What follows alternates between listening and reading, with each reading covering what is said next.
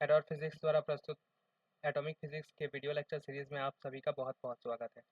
आज से हम लोग एटॉमिक फिजिक्स की जो क्लासेस है वो शुरू करने वाले हैं।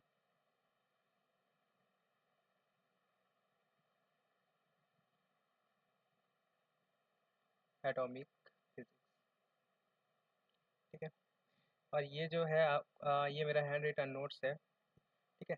इसी इसी के बारे में जो है हम लोग डिस्कस करेंगे, इसी को जो है वो पढ़ेंगे, ठीक है। आपको अगर ये नोट्स चाहिए तो टेलीग्राम चैनल का लिंक मैं डिस्क्रिप्शन में दे दूंगा। आप ये वहाँ से ये नोट्स जो है वो डाउनलोड कर सकते हैं, ठीक है। या आप खुद से नोट बनाना चाहें तो वो ज़्यादा अच्छा है, ठीक है। खुद से नोट बनाएं तो वो बेहतर रहता है, ठीक। तो यहाँ पे शुरू करते हैं। जो हमारा पहला टॉपिक है वो है atomic model. Basically atomic model में बहुत सारे मॉडल्स हैं जो बोर मॉडल के पहले भी दिए गए थे, लेकिन वो हमारे एग्जाम पॉइंट ऑफ व्यू से इतने ज़्यादा इंपॉर्टेंट नहीं है, इसीलिए हम लोग यहाँ पे उन सब मॉडल को जो है वो कवर नहीं करेंगे। हम लोग जो शुरू करेंगे वो बोर के एटॉमिक मॉडल से शुरू करेंगे, ठीक है। बोर का एटॉमिक मॉडल, बोर का जो एटॉमिक मॉडल है ये सबसे पहले तो वन इलेक्ट्रॉन सिस्टम के लिए ही एप्लीकेबल है, ठीक है। ऐसा एटॉम जिसमें एक इलेक्ट्रॉन हो, ठीक है, उसी के लिए हम लोग बोर मॉडल को जो है वो अप्लाई करते हैं, ठीक है। जैसे कि हाइड्रोजन हो गया, ठीक है। हीलियम में दो इलेक्ट्रॉन होते हैं, अगर एक निकाल दें, मतलब हीलियम आयन जो होगा, ठीक है, इसके लिए एप्लीकेबल होगा। लिथियम में तीन इलेक्ट्रॉन होते हैं, दो इलेक्ट्रॉन को निकाल दें तब इसमें एक इलेक्ट्रॉन बचेगा, ठीक है। तो लिथियम प्लस प्लस आयन जो है वो अ,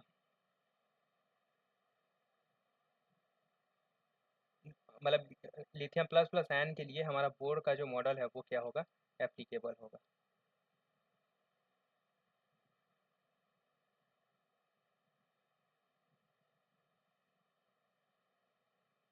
ठीक है। इसी को हम लोग क्या बोलते हैं, हाइड्रोजन लाइक एटॉम बोलते हैं। हाइड्रोजन लाइक एटॉम के लिए जो है ये एप्लीकेबल होगा। मियोनिक एटॉम भी जो है वो हाइड्रोजन लाइक एटॉम होता है, क्या होता है आगे देखेंगे, ठीक है। इसमें बेसिकली क्या होता है, प्रोटॉन की जगह में जो है एक एंटी सॉरी, हाँ, एंटी म्यूयन होता है। हम लोग एलिमेंट्री पार्टिकल के बारे में पढ़े थे, ठीक है। म्यू माइनस क्या होता है, ये होता है म्यूयन, म्यू1 होता है, तो ठीक है। तो ये जो है बेसिकली म्यू प्लस के लिए था, और ये जो है वो बाउंड स्टेट, ये जो है एक बाउंड स्टेट होता है किसका, म्यूयन और इलेक्ट्रॉन का जो है वो, एंटी म्यूयन और इलेक्ट्रॉन का एक बाउंड स्टेट होता है। इसके एज्यूम्पशन देख लेते हैं कि क्या क्या जो है अभिधारणाएं थी। सबसे पहला, इलेक्ट्रॉन जो है वो सर्कुलर ऑर्बिट में मोशन करता है, ठीक है। ये जो है सबसे पहला एज्यूम्पशन था कि इलेक्ट्रॉन जो है वो सर्कुलर ऑर्बिट में मोशन करता है। इसमें दूसरा इंपॉर्टेंट पॉइंट क्या था, only those orbits are allowed for which the angular momentum is integer multiple of h line, ठीक है। इलेक्ट्रॉन अब मोशन कर रहा है, ठीक है। तो इलेक्ट्रॉन जो है वो,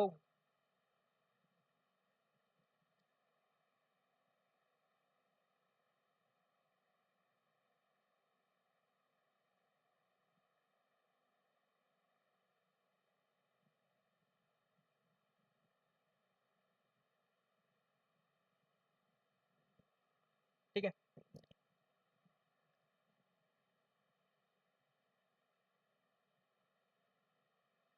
इलेक्ट्रॉन जो है वो उन्हीं ऑर्बिट में मोशन करेगा जिनके लिए एंगुलर मोमेंटम जो है वो एच लाइन का इंटीजर मल्टीपल हो, ठीक है। ये एक बहुत ही इंपॉर्टेंट पॉइंट था, ठीक है। इसे हम लोग क्वांटाइजेशन ऑफ एंगुलर मोमेंटम भी बोलते हैं, ठीक है। एंगुलर मोमेंटम एल जो होगा वो क्या होगा, एच लाइन का इंटीजर मल्टीपल होगा, जहाँ पे एन का जो वैल्यू है वो 1 2 3 ऐसा कुछ भी हो सकता है, ठीक है। 1 2 3 इस टाइप से जो है वो होगा। थर्ड इसका एंजुप्शन क्या था, does not radiate wheel moving in a circular orbit.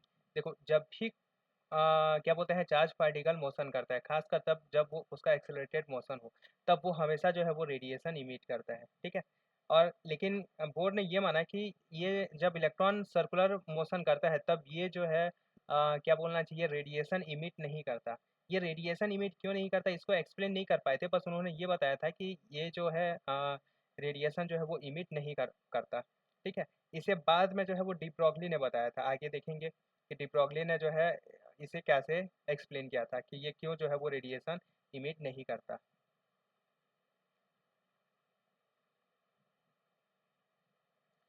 From lower state to higher state transition, जो एनर्जी जो है वो मतलब लोअर स्टेट से, from lower state to higher state energy जो है वो इंक्रीजेज, एनर्जी जो है वो क्या होती जाती है, बढ़ती जाती है। जैसे कि ये E1 जो है वो कम होगा किससे, E2 से, E2 कम होगा E3 से, E3 कम होगा किससे, E4 से। तो ये एनर्जी जो है वो बढ़ जाती है। और एनर्जी भी क्या, क्योंकि एंगुलर मोमेंटम क्वांटाइज होता है तो एनर्जी भी क्या होती है, क्वांटाइज होती है। ठीक है, एनर्जी भी जो है वो अलग अलग एनर्जी लेवल्स इस टाइप से हमें देखने को मिलेगा। ठीक है, फ्रीक्वेंसी ऑफ रेडिएशन। अच्छा, ये जो एनर्जी में ट्रांजिशन होता है तो जो फोटोन इमिट होता है, ठीक है, ये जो फोटोन होगा या इन दोनों के मतलब दो एनर्जी लेवल के बीच में जो एनर्जी का डिफरेंस होता है, अच्छा, जो किसी भी एनर्जी लेवल की जो एनर्जी होती है वो होता है एन एच न्यू होता है। ठीक है, ये जो है एनर्जी के लिए फॉर्मूला होता है एन एच न्यू। ठीक है, अलग अलग स्टेट के लिए। और जो डेल ई होता है, किन्हीं भी दो कॉन्सिक्यूटिव स्टेट अगर हम लोग देखें तो लगातार स्टेट के बीच में अगर एनर्जी डिफरेंस देखें तो ये क्या आ जाएगा, एच न्यू, इस टाइप से जो है ये रहेगा। इसी को याद रखना, क्योंकि एनर्जी डिफरेंस जो है वो अलग अलग हो जाएगा, देखेंगे आगे, अलग अलग सिस्टम के लिए अलग अलग होता है। हाइड्रोजन एटॉम के लिए भी देखेंगे, ठीक है, क्या होगा एनर्जी में डिफरेंस। बाकी आप लोग ये याद रखेंगे कि जो एनर्जी होता है वो एन एच न्यू होता है, ऐसा बताया था। और जो फ्रीक्वेंसी होता है,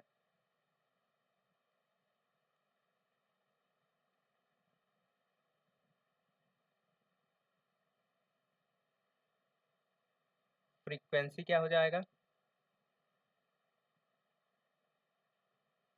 ई minus E two by h line. ठीक है, यहाँ पे दो इंपॉर्टेंट पैरामीटर हम लोग डिफाइन करते हैं, एक है वेव नंबर, और वेव नंबर का वैल्यू क्या होता है, म्यू बार इक्वल टू 1/λ होता है। जनरली हम लोग जानते हैं कि फ्रीक्वेंसी क्या होता है, c/λ होता है। ठीक है, और इसका यूनिट फ्रीक्वेंसी का जो यूनिट होता है पर सेकेंड होता है या हर्ज में होता है। ठीक है, लेकिन जो वेव नंबर होता है यहाँ पे सी नहीं रहता, ये बस 1/λ होता है, और इसका जो यूनिट है वो मीटर इनवर्स या सेंटीमीटर इनवर्स इस टाइप से रहेगा। इस क्वांटिटी का हम लोग बहुत ही ज़्यादा यूज़ करेंगे। ठीक है, जब हम लोग आगे एक्सप्लेन करेंगे बहुत सारी चीज़ों को, तो ये जो वेव नंबर है इसका बहुत ज़्यादा यूज़ होता है।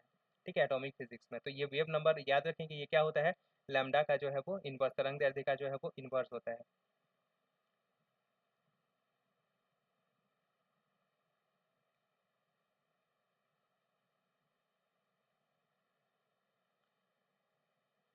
टू फाइंड ई एन, अब अगर हमें इसकी एनर्जी निकालनी है nth ऑर्बिट की, ठीक है, और ये n जो नंबर है ये ऑर्बिट को भी बताता है। ठीक है, अलग अलग ऑर्बिट को बताता है यहाँ पे बोर के एटॉमिक थ्योरी के अकॉर्डिंग। ठीक है, वही ऑर्बिट पॉसिबल होता है जो जिसके लिए ये मतलब क्वांटम नंबर जो है वो n होता है। ठीक है, n जो है वो h लाइन का मल्टीपल होता है। तो यहाँ पे ये जो है बोर थ्योरी में n जो है वो ऑर्बिट को बताता है। ठीक है, तो अलग अलग ऑर्बिट की जो रेडियस है, अलग अलग ऑर्बिट का रेडियस अलग अलग हो जाएगा। ठीक है, उसकी जो उसमें वेलोसिटी अलग अलग हो जाएगा, एनर्जी जो है वो अलग अलग हो जाएगी। तो इसके लिए फॉर्मूला देखते हैं। ठीक है, तो जो रेडियस होता है, radius r n, nth orbit का जो रेडियस होता है वो होता है n² a0/z।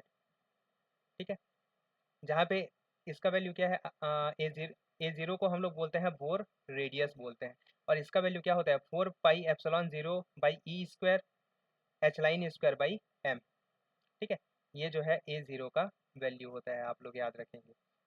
यहाँ पे बेसिकली आप लोगों को याद क्या रखना है इस फॉर्मूले में, सबसे इम्पोर्टेंट आर एन जो होता है, यानी जो nth ऑर्बिट का जो रेडियस होता है वो किसके समानुपाती होता है, n² के समानुपाती, और z के जो है वो व्युत्क्रमानुपाती होता है। इसीलिए आप लोग जब आवर्त सारणी पढ़ते होंगे तब आप लोग एक चीज़ पढ़ते होंगे कि जैसे ही हम लोग क्या बोलना चाहिए, वर्ग में आगे बढ़ते हैं, ठीक है, पहले वर्ग से 18वें वर्ग की तरफ बढ़ते हैं, तब ये क्या होता है, जो रेडियस है वो कम होते जाता है। क्यों, क्योंकि एटॉमिक नंबर जो है वो बढ़ते जाता है, n कांस्टेंट रहता है, किसी भी एक वर्ग के लिए n जो है वो कांस्टेंट रहेगा, और जेड का वैल्यू जैसे जैसे बढ़ते जाएगा रेडियस कम होते जाता है। ठीक है, इसीलिए यहाँ पे रेडियस जो है वो कम होते जाएगा।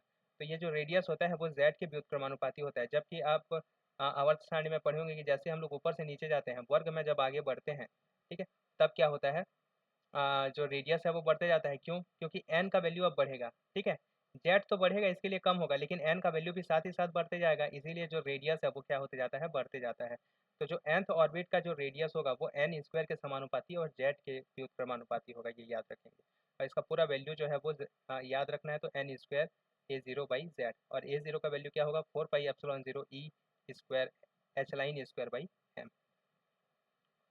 इसके बाद nth ऑर्बिट की वेलोसिटी, nth ऑर्बिट की वेलोसिटी Vn का वैल्यू क्या होता है Z e की power E square 2n H/0। ठीक है, यहाँ पे आप लोग याद क्या रखेंगे, Vn is proportional to Z/n। ठीक है, ये जो है अब इम्पोर्टेंट है, Vn is proportional to Z/n। और यहाँ पे और एक चीज इम्पोर्टेंट चीज क्या है, इंडिपेंडेंट ऑफ मास। ठीक है, यहाँ पे रेडियस जो है वो मास पे डिपेंड करता है। ठीक है, अगर आप लोग यहाँ पे देखें इस फॉर्मूले में,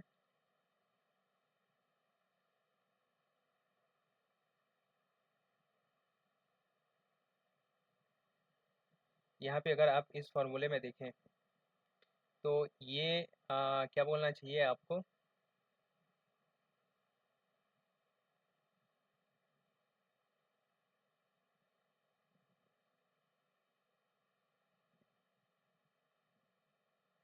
यहाँ आपको ये मास जो है वो दिखाई देगा आर के फॉर्मूले में। ठीक है, तो ये जो आर रेडियस होता है हम लोग का, A0 जो होता है वो एम पे डिपेंड करता है, लेकिन जो वेलोसिटी है वो एम पे डिपेंड नहीं करती है। ठीक है, इंडिपेंडेंट ऑफ मास आप लोग याद रखेंगे, क्योंकि अलग अलग सिस्टम के लिए जैसे जैसे मास बदलते जाएगा, ठीक है, तब यहाँ पे उसकी उसका रेडियस बदलते जाएगा, इवन उसकी एनर्जी भी जो है वो बदलते जाएगी, लेकिन उसका वेलोसिटी नहीं बदलता। ठीक है, ये याद रखेंगे।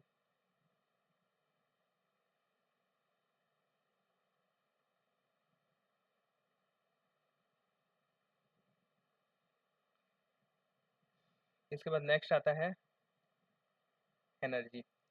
एनर्जी का जो वैल्यू होता है वो होता है -mz² e की power 4 8n square h square ε0 का स्क्वायर। ये लंबा चौड़ा फॉर्मूला है, इसे याद रखेंगे। बाकी आपको जो याद रखना है वो है, ये सभी कांस्टेंट का वैल्यू रखेंगे, -13.6 आएगा Z² बाई n²। यहाँ पे एक इम्पॉर्टेंट चीज़ आप लोग याद रखेंगे कि एटॉम की जो एनर्जी, nth ऑर्बिट की जो एनर्जी होती है वो Z के स्क्वायर के समानुपाती और n स्क्वायर के व्युत्क्रमानुपाती होता है। ठीक है, ये पॉइंट हमेशा याद रखेंगे कि Z के जो है वो समानुपाती होगा और n स्क्वायर के व्युत्क्रमानुपाती होगा।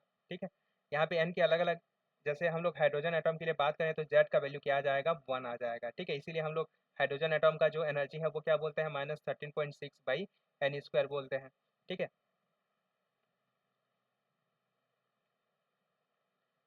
अगर हम लोग E1 निकालें तो E1 का वैल्यू क्या आ जाएगा, E1 का वैल्यू -13.6। ठीक है, E2 का वैल्यू -3.4, E3 का वैल्यू यानी कि ये जो है क्या है -13.6/1, यहाँ पे बाई 4 -13.6/4 आ जाएगा, ये -13.6/9 आ जाएगा। ठीक है, इस टाइप से।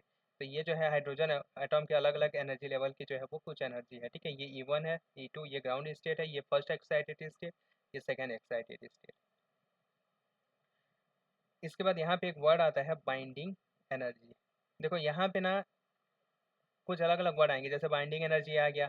ठीक है, आयोनाइजेशन एनर्जी ये भी 13.6 है, ये भी 13.6 है। ठीक है, एक्साइटेशन एनर्जी, ठीक है, आयोनाइजेशन पोटेंशियल ये भी 13.6 दिख रहा है, लेकिन इनमें जो है वो डिफरेंस होता है। ठीक है, क्या डिफरेंस है उसे समझिए। देखो बाइंडिंग एनर्जी क्या होता है, required to separate the electrons,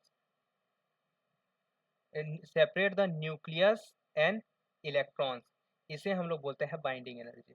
ठीक है, बाइंडिंग एनर्जी क्या होता है, नाभिक और इलेक्ट्रॉन्स को पूरा अलग करने में जितनी एनर्जी लगती है उसे हम लोग बोलते हैं बाइंडिंग एनर्जी। ठीक है, सभी इलेक्ट्रॉन को, एक इलेक्ट्रॉन सिस्टम है तो एक इलेक्ट्रॉन, दो इलेक्ट्रॉन है तो दो इलेक्ट्रॉन को निकालना है, तीन इलेक्ट्रॉन है तो तीनों इलेक्ट्रॉन को निकालना है, चार इलेक्ट्रॉन है तो चारों इलेक्ट्रॉन को निकालना है। ठीक है, इसे हम लोग बोलेंगे बाइंडिंग एनर्जी। चारों इलेक्ट्रॉन को निकालने के लिए कितनी एनर्जी आवश्यक होगा उसे हम लोग बाइंडिंग एनर्जी बोलेंगे। हाइड्रोजन एटॉम के लिए जो बाइंडिंग एनर्जी होता है वो +13.6 होता है।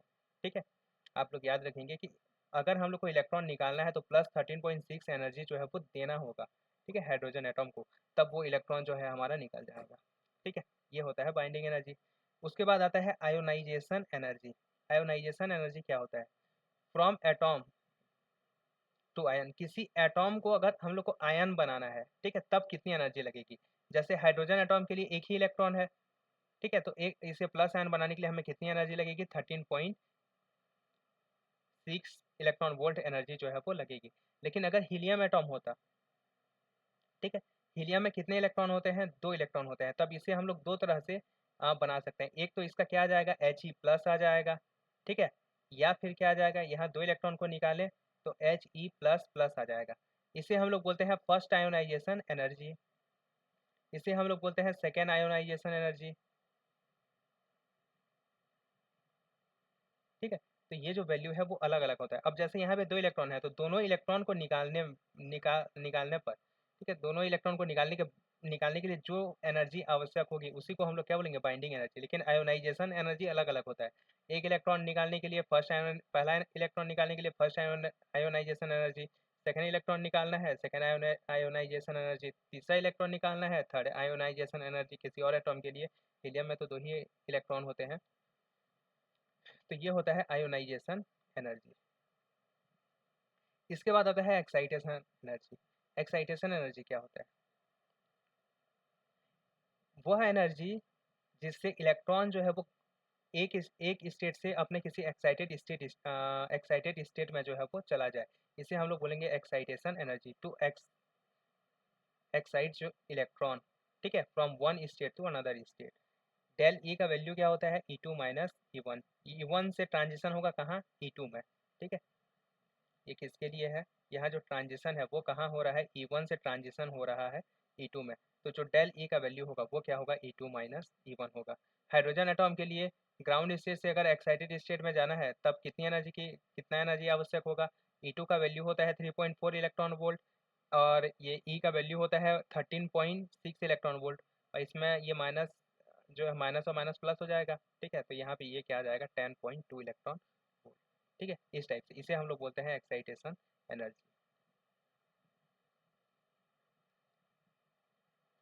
इसके बाद आता है आयोनाइजेशन पोटेंशियल। यहाँ पे अब ये वर्ड देखो, आयोनाइजेशन पोटेंशियल क्या होता है, आयोनाइजेशन एनर्जी बटे चार्ज, इसी को हम लोग क्या बोलते हैं, आयोनाइजेशन एनर्जी बोलते हैं। जैसे हाइड्रोजन एटॉम के लिए जो आयोनाइजेशन एनर्जी होता है वो 13.6 वोल्ट होता है। यहाँ पे डिफरेंस समझ में आया आप लोग को, यहाँ पे क्या होता है, वोल्ट होता है। क्यों?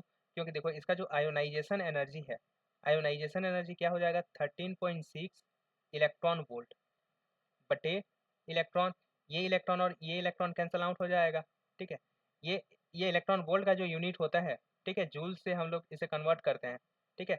तो ये जो है एक इलेक्ट्रॉन को, इसका जो डेफिनेशन अगर आप लोग देखें तो एक इलेक्ट्रॉन को अगर V वोल्ट से हम लोग एक्साइट करें तब उसकी जो एनर्जी होगी उसे हम लोग इलेक्ट्रॉन वोल्ट इस तरह से रिप्रेजेंट करते हैं, ठीक है। तो ये इलेक्ट्रॉन ही है, ठीक है। तो ये कैंसल आउट हो जाएगा और यहाँ पे ये जो आएगा हमें वोल्ट में मिलेगा, ठीक है। तो यहाँ पे ये क्या आ जाएगा, 13.6 वोल्ट आ जाएगा, ये याद रखेंगे। बाकी ऊपर में जितने भी हैं सब किस में है, इलेक्ट्रॉन वोल्ट में है, लेकिन ये जो एनर्जी होगी वो किस में होगी, इलेक्ट्रॉन वोल्ट, सॉरी वोल्ट में होगी, ठीक है। आयोनाइजेशन पोटेंशियल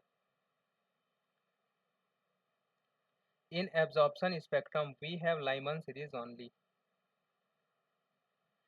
अब इसका स्पेक्ट्रम देख लेते हैं, हाइड्रोजन का स्पेक्ट्रम। इसमें आप लोग एक चीज़ याद रखेंगे, जो स्पेक्ट्रम होता है वो 2 तरह का होता है, ठीक है। एक हमारा क्या होता है, एब्जॉर्प्शन स्पेक्ट्रम होता है, और दूसरा होता है हमारा इमिशन स्पेक्ट्रम, ठीक। एब्जॉर्प्शन और इमिशन स्पेक्ट्रम क्या होता है, देखिए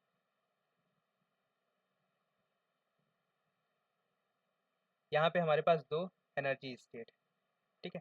एक एनर्जी स्टेट है E2 और एक एनर्जी स्टेट है E1। तो जब इलेक्ट्रॉन E1 से E2 में ट्रांजिशन करता है, ठीक है, तब इसे हम लोग बोलते हैं एब्जॉर्प्शन। और जब हायर एनर्जी स्टेट से लोअर एनर्जी स्टेट में ट्रांजिशन करता है तब ये जो है जनरली फोटोन इमिट करता है। इस केस में क्या होता है, ये फोटोन को एब्जॉर्ब करके लोअर एनर्जी स्टेट से हायर एनर्जी स्टेट में चला जाता है। इसीलिए इससे जो स्पेक्ट्रम मिलता है उसे बोलते हैं एब्जॉर्प्शन स्पेक्ट्रम। और ये इमिशन के कारण जो स्पेक्ट्रम मिलता है इसे हम लोग बोलते हैं इमिशन स्पेक्ट्रम, ठीक है। तो एब्जॉर्प्शन स्पेक्ट्रम में आप लोग याद रखेंगे कि एक ही सीरीज मिलता है, ठीक है, सिर्फ और सिर्फ कौन सा, लाइमन सीरीज। क्यों? क्योंकि देखो जो इलेक्ट्रॉन होगा, ठीक है, मतलब जो हाइड्रोजन एटॉम में जो इलेक्ट्रॉन होगा वो ग्राउंड स्टेट में होगा और ये जो है एब्जॉर्ब करके हायर एनर्जी स्टेट में जाएगा, ठीक है। तो n=1 से आगे हम लोग देखेंगे कि n=1 से अदर n में जो ट्रांजिशन होता है, ठीक है, इसे हम लोग बोलते हैं लाइमन सीरीज। तो इसीलिए हमें एब्जॉर्प्शन में जो है वो सिर्फ और सिर्फ क्या मिलता है, लाइमन सीरीज मिलता है, ठीक है। जबकि emission spectrum of hydrogen atom में जो है वो 5 सीरीज होते हैं, ठीक है, 5 series are absorb. Emission spectrum में कितने सीरीज होते हैं? 5 सीरीज होते हैं टोटल। 5 सीरीज में सबसे पहला सीरीज हम लोग का आता है लाइमन सीरीज। ठीक है, लाइमन सीरीज क्या होता है? Are transition stop at n equal to 1। देखो जनरली जो लाइमन सीरीज होता है ये क्या होता है हम लोग का, इसमें जो ट्रांजिशन होता है वो n इक्वल टू 1, या तो n इक्वल टू 1 से ट्रांजिशन होगा दूसरे किसी स्टेट में,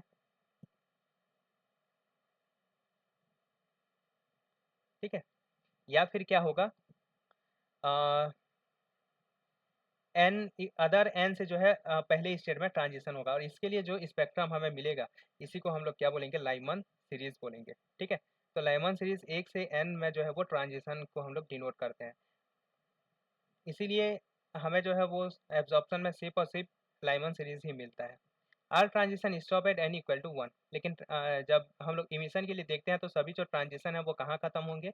n इक्वल टू 1 पे खत्म होंगे। इसके लिए सीरीज लिमिट, ये आप लोग याद रखेंगे, कभी कभी पूछ देता है। ठीक है, 12 16, ठीक है, आर्मस्ट्रॉन्ग ये होता है इसके लिए लिमिट। ठीक है, इनके बीच में ही जो यहाँ पे जो भी सीरीज मिलेगा उसका जो वेवलेंथ होगा, ठीक है, वो हमें इसी के बीच में मिलेगा। और ये जो है कहाँ मिलता है? अल्ट्रा वायलेट रेंज में मिलता है। आप लोग याद रखेंगे इसका जो स्पेक्ट्रम मिलेगा वो अल्ट्रा वायलेट रेंज में मिलेगा। फ्रीक्वेंसी नंबर, फ्रीक्वेंसी नंबर या इसे वेव नंबर भी बोलते हैं हम लोग। ठीक है, क्वांटम मैकेनिक्स में वेव नंबर के अलग होता है, वो 2 पाई/लैम्डा होता है, और यहाँ पे जो वेव नंबर होता है ये सिर्फ 1/लैम्डा होता है। ठीक है, तो ये म्यू बार का जो वैल्यू है वो क्या आ जाएगा? आर, यहाँ पे R infinite Z square H C by 1/f final state. ये फॉर्मूला होता है, ठीक है, वेव नंबर का ये फॉर्मूला होता है, ये याद रखेंगे। ये पूरा जो है वो वेव नंबर का फॉर्मूला है। आर इनफाइनाइट जैसे हम लोग रेडबर्ग कांस्टेंट बोलते हैं, ठीक है, Z square by H C 1/n final का स्क्वायर माइनस 1/n इनिशियल का स्क्वायर। ठीक है, तो यहाँ पे लाइमन सीरीज के लिए क्या होगा? n फाइनल तो हमेशा हमारा 1 ही होगा। ठीक है, तो इसलिए ये 1 माइनस 1/ni होता है, इसके लिए याद रखेंगे। ठीक है, और यहाँ पे ये जो r इनफाइनाइट है इसे हम लोग बोलते हैं Rydberg constant. Rydberg constant r infinite equal to क्या आ जाएगा? m⁴ 8 epsilon 0 square C H का क्यूब। ये होता है हम लोग का r इनफाइनाइट का वैल्यू। और इसका जो वैल्यू होता है वो क्या होता है? 1.1 इंटू 10⁻7 पर मीटर। ठीक है, इसे आप लोग याद रखेंगे।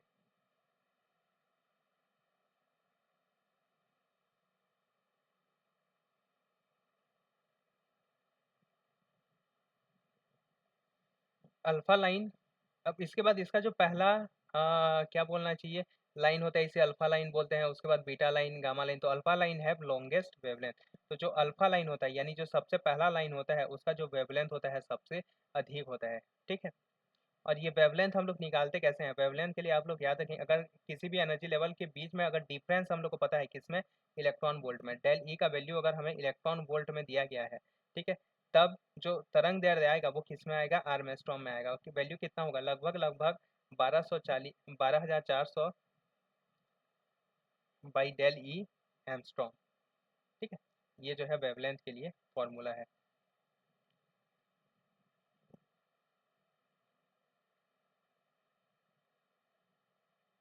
इसके बाद जो सेकेंड सीरीज मिलता है वो है, ये यहाँ पे देखिए, ये जो है हमारा अलग अलग स्टेट है और उसके लिए जो है वो ट्रांजिशन।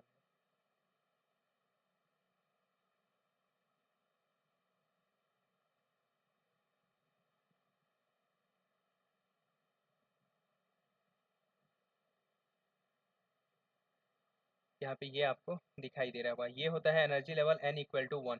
ठीक है, ये n इक्वल टू 2, ये n equal to 3, n equal to 4, n equal to 5, n ये n इक्वल टू इन्फाइनाइट। जैसे जैसे n का वैल्यू बढ़ते जाता है एनर्जी लेवल में जो सेपरेशन है, एनर्जी तो बढ़ते जाता है लेकिन एनर्जी लेवल का जो सेपरेशन है वो क्या होते जाता है? कम होते जाता है। देखो यहाँ पे n इक्वल टू 1 से n इक्वल टू 2 में जो है वो कितना ज़्यादा डिफरेंस है। n इक्वल टू 2 से n इक्वल टू 3 में डिफरेंस कम हो गया। n इक्वल टू 3 से n इक्वल टू 4 में जो डिफरेंस है वो कम हो गया। यानी एनर्जी का सेपरेशन जो है वो कम होते जाता है, भले ही एनर्जी जो है वो क्या होती जाती है? बढ़ती जाती है। ठीक है, तो यहाँ पे देखो ये जितने भी ट्रांजिशन हायर स्टेट से n = 2 से n = 3 से n = 4 से जहाँ यहाँ से जो भी ट्रांजिशन होंगे, ठीक है, ये सब ट्रांजिशन जो है वो n = 1 पे जब खत्म होंगे तो इसे हम लोग बोलते हैं लाइमन सीरीज। ठीक है, इसी को हम लोग क्या बोलेंगे, लाइमन सीरीज। और लाइमन सीरीज में ये जो पहला लाइन होगा, पहला लाइन यानी कि n = 2 से n = 1 में जो ट्रांजिशन होगा इसे हम लोग बोलते हैं अल्फा, एल अल्फा भी बोलते हैं इसको। ठीक है, ये जो है लाइमन सीरीज का अल्फा लाइन, ये होता है एल बीटा, ये गामा, इस टाइप से जो है इसे रिप्रेजेंट करते हैं। तो एल अल्फा क्या होगा, n = 2 से n = 1 में ट्रांजिशन। ठीक है, ये होता है हम लोग का एल अल्फा लाइन। और ये जो स्पेक्ट्रम मिलता है इस टाइप से मिलता है। ठीक है, इसके बाद ये जो है इसे हम लोग बोलते हैं बाल्मर सीरीज। ठीक है, n = 2 में जो ट्रांजिशन होगा, n = 3 में जो ट्रांजिशन होगा, इसे हम लोग बोलेंगे पास्टियन सीरीज बोलेंगे। ठीक है, तो ये होता है अलग अलग एनर्जी लेवल्स के बीच में ट्रांजिशन, अलग अलग सीरीज। ये जो है राजकुमार की बुक का जो है वो पीक है, आप इसे देख सकते हैं।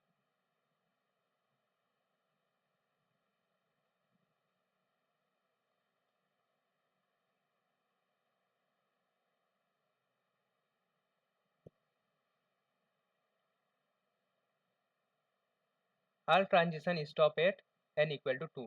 बाल्मर सीरीज के लिए क्या होगा कि सभी जो ट्रांजिशन है वो कहाँ खत्म होंगे, n = 2 में खत्म होंगे। इनका जो लिमिट होता है 36 46 एमस्ट्रॉम से 65 63 एमस्ट्रॉम के बीच में होता है। ठीक है, अगर आप लोग को ये लिमिट पता हो तो ये जो होता है विजिबल रेंज में होता है। ठीक है, ये जो लिमिट होगा वो किस में होगा, विजिबल रेंज में होगा। In lab we observe only Balmer series. ठीक है, लैब में जो है हम लोग सिर्फ और सिर्फ बाल्मर सीरीज को ही देख सकते हैं। क्यों, क्योंकि यहाँ पे ये जो है विजिबल रेंज में होता है। ठीक है, ये विजिबल रेंज में होता है इसीलिए इसे हम लोग देख सकते हैं। इसके बाद इसमें अब बहुत ज़्यादा डिटेल में नहीं जाएंगे, इसका फॉर्मूला जो है आप लोग लिख सकते हैं यहाँ पे। ये जो फॉर्मूला है, ठीक है, जो वेव नंबर का जो फॉर्मूला है वो क्या आ जाएगा, आर इनफाइनाइट h c, यहाँ पे क्या रहता है,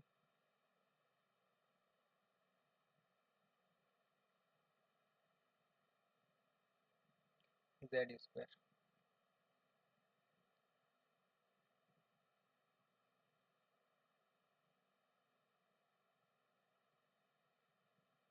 z² 1/2 का स्क्वायर आ जाएगा यहाँ पे, -1/ni का स्क्वायर। ठीक है, यानी कि ये फॉर्मूला क्या आ जाएगा, आर इनफाइनाइट z का square upon h c 1 - 1/ni का स्क्वायर आ जाएगा। हाँ, ये 1/2 आ जाएगा, 4 आ जाएगा। ठीक है, तो ये कुछ चीज़ें जो है आप लोग याद रखेंगे। इसके बाद आता है पास्टन सीरीज। पास्टन सीरीज में क्या होगा, आल जो ट्रांजिशन है वो कहाँ खत्म होंगे, n = 3 में खत्म होंगे। इसके लिए आप लोग याद रखेंगे कि ये जो है इंफ्रारेड रीजन में मिलता है और इसके लिए जो सीरीज लिमिट होता है ये होता है।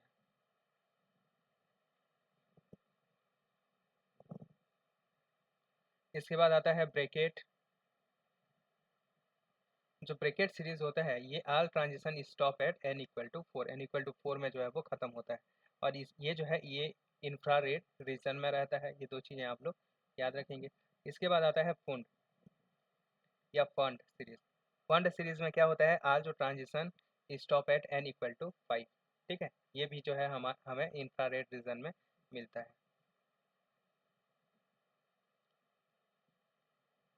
ठीक है, ये आप लोग देख लेंगे।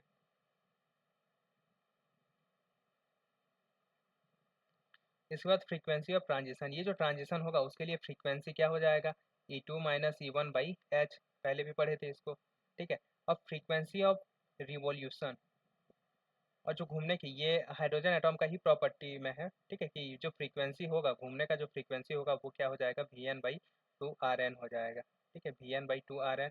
याद रखेंगे कि Fr जो है वो z² के समानुपाती, m के समानुपाती और n के क्यूब के जो है वो व्युत्क्रमानुपाती होता है। ठीक है, तो ये था हमारा बोर का एटॉमिक मॉडल। ठीक है, इसमें बाद में जो है वो बहुत सारे करेक्शन किए गए।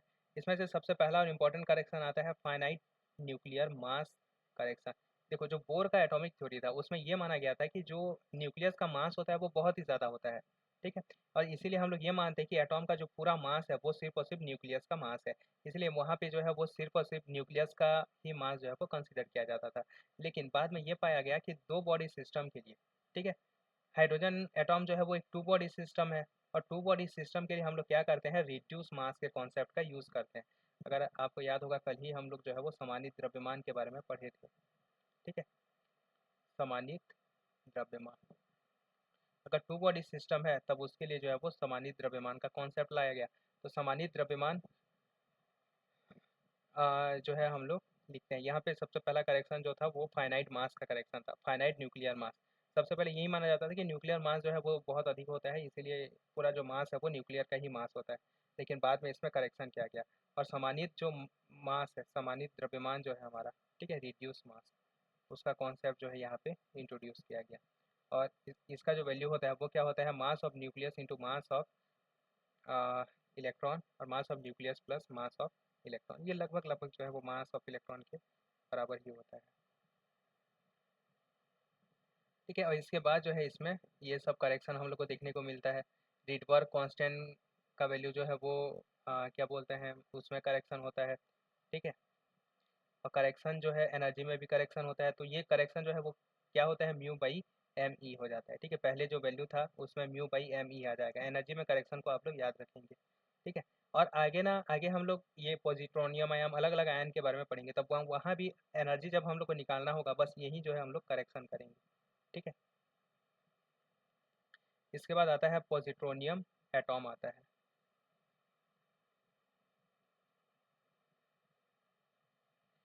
पॉजिट्रोनियम एटॉम, ये पॉजिट्रोनियम एटॉम क्या होता है देखो।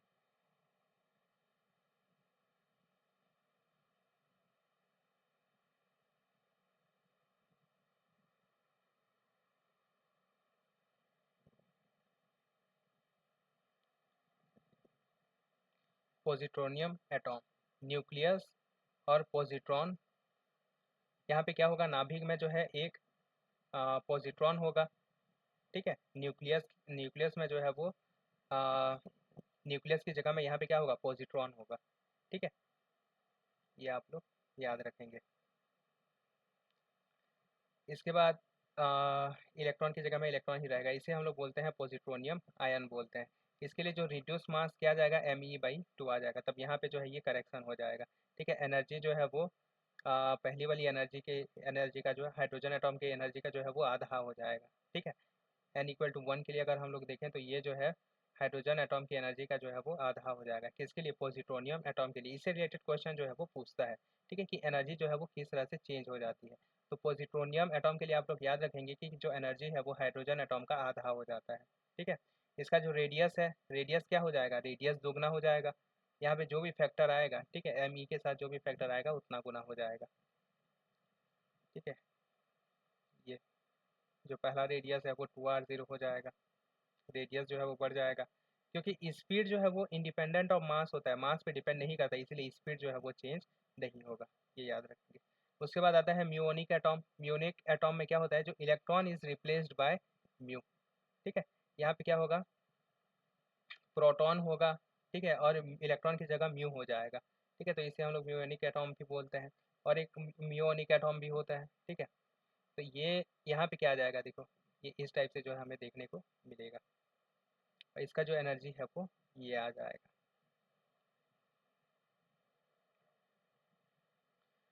अगर हम लोग हाइड्रोजन के आइसोटोप्स की बात करें, यानी हाइड्रोजन एटॉम, ड्यूट्रियम एटॉम और ट्रीटियम एटॉम, ठीक है, तो इस केस में क्या आ जाएगा, रिड्यूस मास, देखो रिड्यूस मास जो है ये इतना आ जाएगा, इसके लिए इतना, और ये क्या बोलना चाहिए, ट्रीटियम के लिए इतना आ जाएगा, ठीक है। अब यहाँ पे जो रिड्यूस मास है वो हाइड्रोजन का कम होता है किससे, ड्यूट्रियम से, और ड्यूट्रियम का कम होता है किससे, ट्रीटियम से। अगर हम लोग एनर्जी देखें तो एनर्जी जो है वो हाइड्रोजन एटॉम का कम होगा, ठीक है, किससे, ड्यूट्रियम से, और ड्यूट्रियम का कम होगा किससे, ट्रीटियम से। अगर हम लोग वेवलेंथ देखें तो वेवलेंथ जो है वो हाइड्रोजन एटॉम के लिए ज़्यादा होगा, किसके कंपैरिजन में, ड्यूट्रियम के कंपैरिजन में, ठीक है। और ड्यूट्रियम का जो है वो ज़्यादा होगा किसके कंपैरिजन में, ट्रीटियम के कंपैरिजन में, ठीक है। De Broglie interpretation of bourse law. अब देखो डी ब्रॉगली ने जो है वो बताया था कि क्यों जो है वो इलेक्ट्रॉन जब घूमता है तो वो रेडिएशन इमिट नहीं करता है। इसका रीज़न क्या है देखो, electron does not radiate energy because the moving electron e behave as a wave. ठीक है, क्योंकि ये एनर्जी इमिट नहीं करता। ठीक है, ये बहुत इंपॉर्टेंट पॉइंट है, आप लोग याद रखेंगे कि डी ब्रॉगली ने क्या बताया था, कि डी ब्रॉगली ने बताया था कि जो इलेक्ट्रॉन है वो जब सर्कुलर पाथ में घूमता है तब वो रेडिएशन इमिट नहीं करता। क्यों? क्योंकि सर्कुलर पाथ में जो इलेक्ट्रॉन है वो कैसा एक वेव की तरह जो है वो बिहेव करता है, कि स्टैंडिंग वेव की तरह जो है वो बिहेव करता है। और स्टैंडिंग वेव जो है वो लोकलाइज इन पर्टिकुलर रीजन, मतलब ये लोकलाइज होते हैं, ये जो है क्या बोलते हैं, एनर्जी इमिट नहीं करते, ये खुद जो है एनर्जी कैरी करते हैं इस टाइप से। ठीक है, तो सरकमफेरेंस। और सेकंड जो था वो सेकंड पॉइंट क्या था, circumference of orbit is integer multiple of wavelength. ठीक है, क्योंकि ये इलेक्ट्रॉन जो है वो वेव जैसा बिहेव करेगा, इसीलिए इसका जो सरकमफेरेंस है, इसकी जो परिधि है, ठीक है, सरकमफेरेंस यानी कि परिधि, परिधि जो है वो कुछ भी नहीं हो सकती, ये हमेशा जो है इंटीजर मल्टीपल ऑफ लैम्डा ही होगा। ठीक है, एक लैम्डा यानी कि जो तरंग दैर्ध्य है, ठीक है, तरंग दैर्ध्य का एक इंटीजर मल्टीपल ही होगा। इसीलिए जो है यहाँ पे एंगुलर मोमेंटम जो है वो क्या होता है, क्वांटाइज्ड होता है। ठीक है, तो ये दो इम्पोर्टेंट करेक्शन था किसका, डी ब्रॉगली का। बोर मॉडल की और कुछ कमियां थी। ठीक है, इन सभी के सिवाय भी बोर मॉडल की कुछ कमियां थी, जैसे रेट ऑफ ट्रांजिशन को एक्सप्लेन नहीं कर पाए। ठीक है, वेरिएशन इन इंटेंसिटी, जो स्पेक्ट्रल लाइन था उसे तो एक्सप्लेन कर दिया। ठीक है, अलग अलग एनर्जी स्टेट में होने के कारण होता है, लेकिन ये इंटेंसिटी में चेंज क्यों हो रहा है इसे एक्सप्लेन नहीं कर पाए। ठीक है, और ये जो है सिर्फ एक इलेक्ट्रॉन सिस्टम पर ही लागू था। अब fine structure of hydrogen atom, जो हाइड्रोजन एटॉम का फाइन स्ट्रक्चर होता है, ठीक है, इसके लिए भी जो है बोर थ्योरी जो है वो एप्लीकेबल नहीं था। ठीक है, तो ये कुछ कमियों को दूर करने के लिए जो है वो सोमरफील्ड का थ्योरी आया। ठीक है, सोमरफील्ड थ्योरी, या इसे हम लोग बोलते हैं Sommerfeld correction of Bohr's model. ठीक है, to explain to explain the fine structure, fine structure को एक्सप्लेन करने के लिए, किसके, हाइड्रोजन एटॉम के फाइन स्ट्रक्चर को एक्सप्लेन करने के लिए सोमरफील्ड ने जो है ये मॉडल दिया था। ठीक है, और उन्होंने बेसिकली क्या कहा था, उनका जो सबसे इंपॉर्टेंट पॉइंट ये था कि इलेक्ट्रॉन सिर्फ सर्कुलर ऑर्बिट में नहीं घूमता, not only revolve in circular orbit but also in elliptical orbit. ठीक है, दीर्घवृत्तीय कक्षा में भी जो है वो घूमता है। अगर क्या बोलते हैं, क्वांटम कंडीशन ऑफ इलिप्टिक, और इसके लिए जो कंडीशन है, ठीक है, quantum condition of elliptical orbit, condition of elliptical orbit जो है वो क्या आ जाएगा देखो, बी बाई ए, ये जो b by a equal to k by n, जहाँ पे ए क्या है, सेमी मेजर एक्सिस, दीर्घ अक्ष है ए।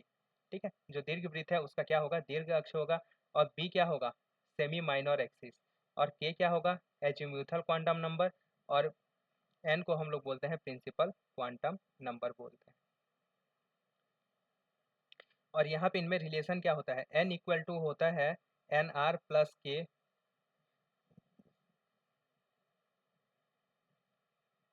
N r equal to 0 circular orbit होगा, n r equal to 1 elliptical orbit होगा। ठीक है, many ellipse with different eccentricity.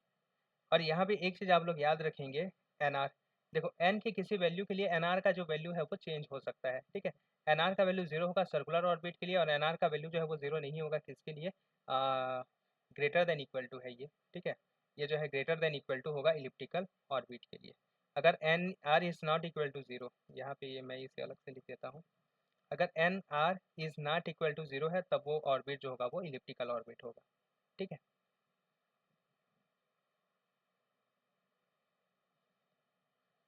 यहाँ पे जो है एक ही जो है वो सर्कुलर ऑर्बिट पॉसिबल है एन इक्वल टू 0 के लिए, एन आर इक्वल टू 0 के लिए। एन का वैल्यू 0 नहीं होगा कभी भी। ठीक है, एन आर का जो वैल्यू है वो 0 होगा किसके लिए, सर्कुलर ऑर्बिट के लिए। और उसके सिवाय जो है बाकी सब जितने भी ऑर्बिट होंगे वो क्या होंगे, इलिप्टिकल ऑर्बिट होंगे। लेकिन इन इलिप्टिकल ऑर्बिट का जो क्या बोलना चाहिए, इन इनका जो सेंट्रिसिटी है वो क्या होगा, अलग अलग होगा। इनके लिए दीर्घ अक्ष और लघु अक्ष का जो रेशियो है वो क्या होगा, अलग अलग होगा। यहाँ पे मैं आप लोग को एक चीज़ बता दे रहा हूँ। ठीक है, यहाँ पे देखो, अगर एन का वैल्यू 1 आता है, ठीक है, एन का वैल्यू अगर 1 है, मतलब पहले ऑर्बिट के लिए एन आर का वैल्यू जो है वो 0 होगा। ठीक है, एन आर का वैल्यू क्या हो जाएगा, 0 हो जाएगा, और के का वैल्यू जो है वो 1 हो जाएगा। यहाँ पे अच्छा, यहाँ पे एक चीज़ नहीं लिखा है, यहाँ पे देखो एक चीज़ और मैं लिख दे रहा हूँ, यहीं पे देख लो कि क्वांटम नंबर इसका जो वैल्यू होता है वो 1 2 3 4 इस टाइप से होगा। ठीक है, के का भी जो वैल्यू है वो 1 2 3 4 इस टाइप से जो है ये होगा। ठीक है, लेकिन ये एन आर का वैल्यू जो है वो 0 1 2 3 कुछ भी हो सकता है। तो एन इक्वल टू 1 के लिए के का वैल्यू 1 होगा और एन आर का वैल्यू क्या हो जाएगा, 0 हो जाएगा। पहले इसे के को ही लिखते हैं क्योंकि के का वैल्यू तो 1 होना ही चाहिए। ठीक है, तो यहाँ के का जो वैल्यू है वो 1 आ जाएगा और इसी के अकॉर्डिंग एन आर का जो वैल्यू है वो क्या आ जाएगा, 0 आ जाएगा। अगर हम लोग देखें एन इक्वल टू 2 के लिए, एन इक्वल टू 2 के लिए के इक्वल टू 1 भी हो सकता है और के इक्वल टू 2 भी हो सकता है। तो जब के इक्वल टू 1 होगा एन आर इक्वल टू क्या होगा, 1 होगा, और जब के इक्वल टू 2 होगा एन आर इक्वल टू क्या हो जाएगा, 0 हो जाएगा। ये बस आप लोग ये रिलेशन याद रखिए क्योंकि ये अभी हमारे काम का नहीं है, इसमें करेक्शन हो चुका है। ठीक है, और अभी जो हम लोग पढ़ते हैं वो वेक्टर एटॉम मॉडल है। ठीक है, तो ये बाकी जो समरफील्ड ने जो रिलेशन दिया था, ठीक है, उसके अकॉर्डिंग ये था। और ये n इक्वल टू 0 के लिए सर्कुलर ऑर्बिट मिलेगा और ये n equal to 1 n r equal to 1 के लिए इलिप्टिकल ऑर्बिट मिलेगा। ठीक है, उसके बाद रिलेटिविस्टिक करेक्शन, जो इलेक्ट्रॉन मोशन करता है वो रिलेटिविस्टिक स्पीड से मोशन करता है। ठीक है, और ये रिलेटिविस्टिक करेक्शन भी किसने दिया था, सोमरफील्ड ने दिया था। उन्होंने ये माना था कि ये एनर्जी जो है वो के और एन दोनों पे जो है वो डिपेंड करती है और इसी से हमें क्या मिलता है, फाइन स्ट्रक्चर मिलता है। ठीक है, फाइन स्ट्रक्चर बेसिकली होता क्या है, देखो हम लोग वहाँ पे पढ़े थे एल अल्फा लाइन। ठीक है, यहाँ पे जब ट्रांजिशन जो है वो n इक्वल टू 2 से n इक्वल टू 1 में जब ट्रांजिशन होगा, ठीक है, तो जो पहला लाइन मिलेगा हमें ये क्या मिलेगा, एल अल्फा मिलेगा। लेकिन बाद में ये देखा गया जब इसे हम लोग हाई रिजोल्यूशन वाले से देखते हैं तो ये जो एल अल्फा लाइन होता है वो एक लाइन नहीं होता, बल्कि ये 3 लाइनों से मिलके बना हुआ होता है। ठीक है, ये जो लाइन है वो 3 लाइनों से मिलके बना हुआ होता है। ठीक, तो ये जो इसके अवयवी लाइंस मिल रहे हैं, ठीक है, ये क्यों, इन्हीं को हम लोग क्या बोलते हैं, फाइन स्ट्रक्चर बोलते हैं। यहाँ पे जितनी भी लाइनें थी सभी का जो है वहाँ पे फाइन स्ट्रक्चर हमें देखने को मिलता है। तो ये था फाइन स्ट्रक्चर ऑफ एटॉम। ठीक है, अब quantum theory of hydrogen atom, इसके बारे में हम लोग क्वांटम मैकेनिक्स में पढ़े हैं। ठीक है, क्वांटम थ्योरी अगर आप लोग को याद हो तो हाइड्रोजन एटॉम के लिए जब वेव फंक्शन साई को हम लोग सॉल्व करते हैं, साई आर थीटा, तब ये जो है साई एल एम और एन के टर्म में हमें मिलता है, जहाँ पे एक रेडियल फंक्शन होता है जो एन और एल पे डिपेंड करता है, एक जो है एजीमुथल फंक्शन होता है जो एल और एम पे डिपेंड करता है, और एक क्या होता है, ये सॉरी, ये पोलर फंक्शन होता है और एक होता है एजीमुथल फंक्शन जो फाई पे डिपेंड करता है। ठीक है, इसके लिए क्वांटम नंबर क्या होता है, एम होता है। तो ये तीन एल एन एल एम, पहले एन रहेगा, ठीक है, एन एल एम जो है ये 3 क्वांटम नंबर होते हैं। ठीक है, यहाँ पे एन को हम लोग बोलते हैं प्रिंसिपल क्वांटम नंबर। ठीक है, ये जो एन है इसे हम लोग बोलते हैं प्रिंसिपल क्वांटम नंबर, और ये इससे हमें क्या पता चलता है, रेडियस और एनर्जी के बारे में जो है वो पता चलता है। ठीक है, ये इट डिनोट सेल, ये जो है सेल को रिप्रेजेंट करता है। ठीक है, first cell, second cell, third cell. L जो है वो ऑर्बिटल क्वांटम नंबर बोलते हैं इसे, और ये क्या बताता है, शेप ऑफ सेल, उस सेल का जो है वो शेप क्या होगा, सर्कुलर होगा कि इलिप्टिकल होगा, किस टाइप से होगा, और एनर्जी में भी इसका कंट्रीब्यूशन रहता है। ठीक है, याद रखेंगे। एम जो है वो क्या होता है, मैग्नेटिक ऑर्बिटल क्वांटम नंबर है। जब हम लोग किसी एटॉम को मैग्नेटिक फील्ड में रखते हैं तब जो है वो किस तरह से हमें ये जो है चीज़ें चेंज होती हैं। ठीक है, इसे हम लोग बोलते हैं मैग्नेटिक क्वांटम नंबर। इसका जो वैल्यू होता है माइनस एल से प्लस एल में होता है। ठीक है, ये आप लोग याद रखेंगे। जो मोस्ट प्रोबेबल डिस्टेंस होता है वो क्या होता है, a0 होता है, और एवरेज जो डिस्टेंस होता है वो 2/3 a0, इसे हम लोग क्वांटम मैकेनिक्स में पढ़े थे। इसके सिवा एक चीज़ और आप लोग याद रखेंगे, एस जो होता है वो क्या होता है, spin quantum number, spin quantum number होता है। ठीक है, और एम एस होता है, इसे हम लोग बोलते हैं मैग्नेटिक स्पिन क्वांटम नंबर बोलते हैं। ये मैग्नेटिक स्पिन क्वांटम नंबर होता है। इसके बाद देखो एक कॉन्सेप्ट आता है parity, parity of wave function. इसके बारे में हमें जो है वो साइमेट्रिक पार्टिकल में पढ़ना था, लेकिन हम लोगों ने क्योंकि ये एग्जाम पॉइंट ऑफ व्यू से इंपॉर्टेंट नहीं था तो इसे हम लोग छोड़ दिए थे। लेकिन यहाँ पे आप थोड़ा सा इसका कॉन्सेप्ट देख लो, ये जो psi psi r theta phi है हम लोग का, ठीक है, जब इसे हम इसे हम लोग चेंज करें, किसी दूसरे स्पेस में लेके जाते हैं, ठीक है, या फिर ये जो है ट्रांजिशन होता है, मान लेते हैं एल एम एन से जो है वो एन डैश एल डैश और एम डैश में चेंज होता है, तब इसका जो पेरिटी है वो चेंज होगा कि नहीं होगा। ये जो वेव फंक्शन है ये माइनस में आएगा कि प्लस में आएगा, ये अगर हम लोग को देखना है तो ये इसी प्रॉपर्टी को हम लोग पेरिटी बोलते हैं। ठीक है, अगर वो +1 में आ गया तो पॉजिटिव इवन पेरिटी बोलते हैं। ठीक है, -1 में आ गया तो उसे हम लोग ऑड पेरिटी बोलते हैं। तो यहाँ पे हम लोग कैसे चेक करेंगे, यहाँ पे हम लोग चेक करते हैं -1 की पावर डेल एल का जो है यहाँ पे मल्टीप्लाई हो जाता है। अगर -1 की पावर डेल एल का वैल्यू -1 है तो ऑड पेरिटी होगा, और अगर ये +1 है तो इसे हम लोग इवन पेरिटी बोलेंगे। अब यहाँ पे डेल एल का वैल्यू क्या होता है, डेल एल का वैल्यू आप लोग याद रखेंगे एल माइनस एल डैश होता है। जिस स्टेट से जहाँ अ, न, जिस स्टेट में ट्रांजिशन हो रही है, यहाँ एल से जो है एल डैश में ट्रांजिशन हो रहा है, तो दोनों का डिफरेंस, ठीक है, तो दोनों दोनों का जो डिफरेंस होगा, ठीक है, एल से एल डैश में जो डिफरेंस होगा उसी के अकॉर्डिंग जो है यहाँ पे पेरिटी हमें देखने को मिलेगा। लेकिन यहाँ पे हाइड्रोजन एटम के केस में ये जो पेरिटी है वो +-1 होना चाहिए। क्यों? क्योंकि जब ट्रांजिशन होता है तब फोटोन इमिट होता है, और फोटोन के लिए जो एंगुलर मोमेंटम होता है वो +1 होता है। ठीक है, इसका जो स्पिन होता है वो +1 होता है, यानी कि स्पिन में +1 का चेंज आना चाहिए, इसीलिए यहाँ पे इसका वैल्यू जो है वो 1 आना चाहिए, और यहीं से हमको सिलेक्शन रूल मिलता है। ठीक है, आप लोग अगर सिलेक्शन रूल के बारे में हम लोग पढ़े थे बहुत ज़्यादा। ठीक है, तो सिलेक्शन रूल का जो कॉन्सेप्ट है वो यहीं से आता है। यहाँ पे देखो, क्योंकि फोटोन इमिट हो रहा है तो डेल एल का वैल्यू जो है वो +-1 होना चाहिए। ठीक है, इसीलिए ये हमारा पहला सिलेक्शन रूल है। बहुत सारे सिलेक्शन मतलब ये एटॉमिक फिजिक्स में ना हम लोग बहुत सारे सिलेक्शन रूल के बारे में पढ़ेंगे, तो ये हमारा सबसे पहला सिलेक्शन रूल। और कहाँ से आता है ये पेरिटी से, वेव फंक्शन के पेरिटी से जो है हमें मिलता है। डेल एल का वैल्यू जो है वो +-1 होना चाहिए, और इसी के अकॉर्डिंग जो डेल एम एल का वैल्यू होना चाहिए वो 0 या +-1 होना चाहिए, लेकिन 1 से 1 ट्रांजिशन जो है वो अलाउड नहीं होगा। ठीक है, इसे आप लोग सिलेक्शन रूल बोल सकते हैं। ठीक है, नॉर्मल हाइड्रोजन एटॉम में जो स्पेक्ट्रम मिलता है उसके लिए सिलेक्शन रूल। 1 इलेक्ट्रॉन सिस्टम के लिए अगर टोटल सिलेक्शन रूल देखें तो डेल एन जो है वो अनरिस्ट्रिक्टेड रहता है, डेल एन जो है वो कुछ भी हो सकता है, लेकिन डेल एल हमेशा क्या होना चाहिए, +-1 होना चाहिए, और डेल एम एल जो है वो क्या होना चाहिए, 0 या +-1 होना चाहिए। ये आप लोग याद रखेंगे कि 1 इलेक्ट्रॉन सिस्टम के लिए सिलेक्शन रूल है ये।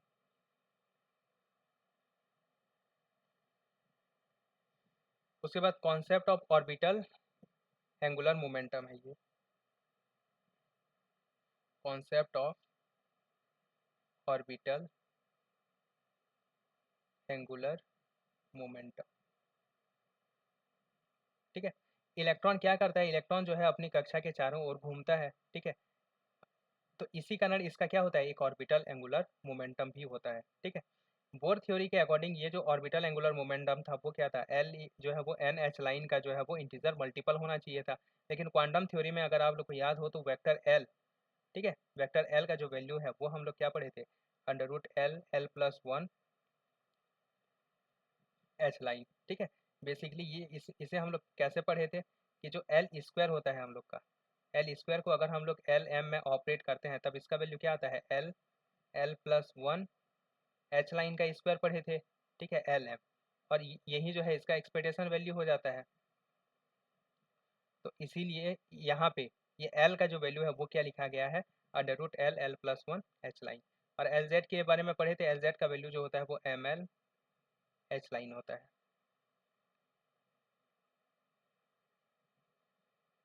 ठीक है, तो ये जो है Z component of angular momentum.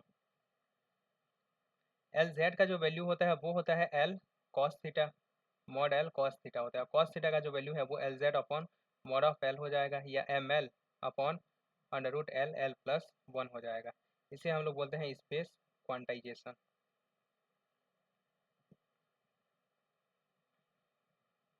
ठीक है, यहाँ पे ये कभी कभी इससे रिलेटेड क्वेश्चन जो है वो पूछ देता है। ठीक है, आप लोग याद रखेंगे कि अगर यहाँ पे आपको एल एल का वैल्यू दे दिया गया है, ठीक है, और किसी पर्टिकुलर एम एल के लिए अगर थीटा निकालने के लिए बोलेगा, देखो स्पेस क्वांटाइजेशन क्या होता है, यहाँ पे मैं आप लोग को थोड़ा सा बता दे रहा हूँ।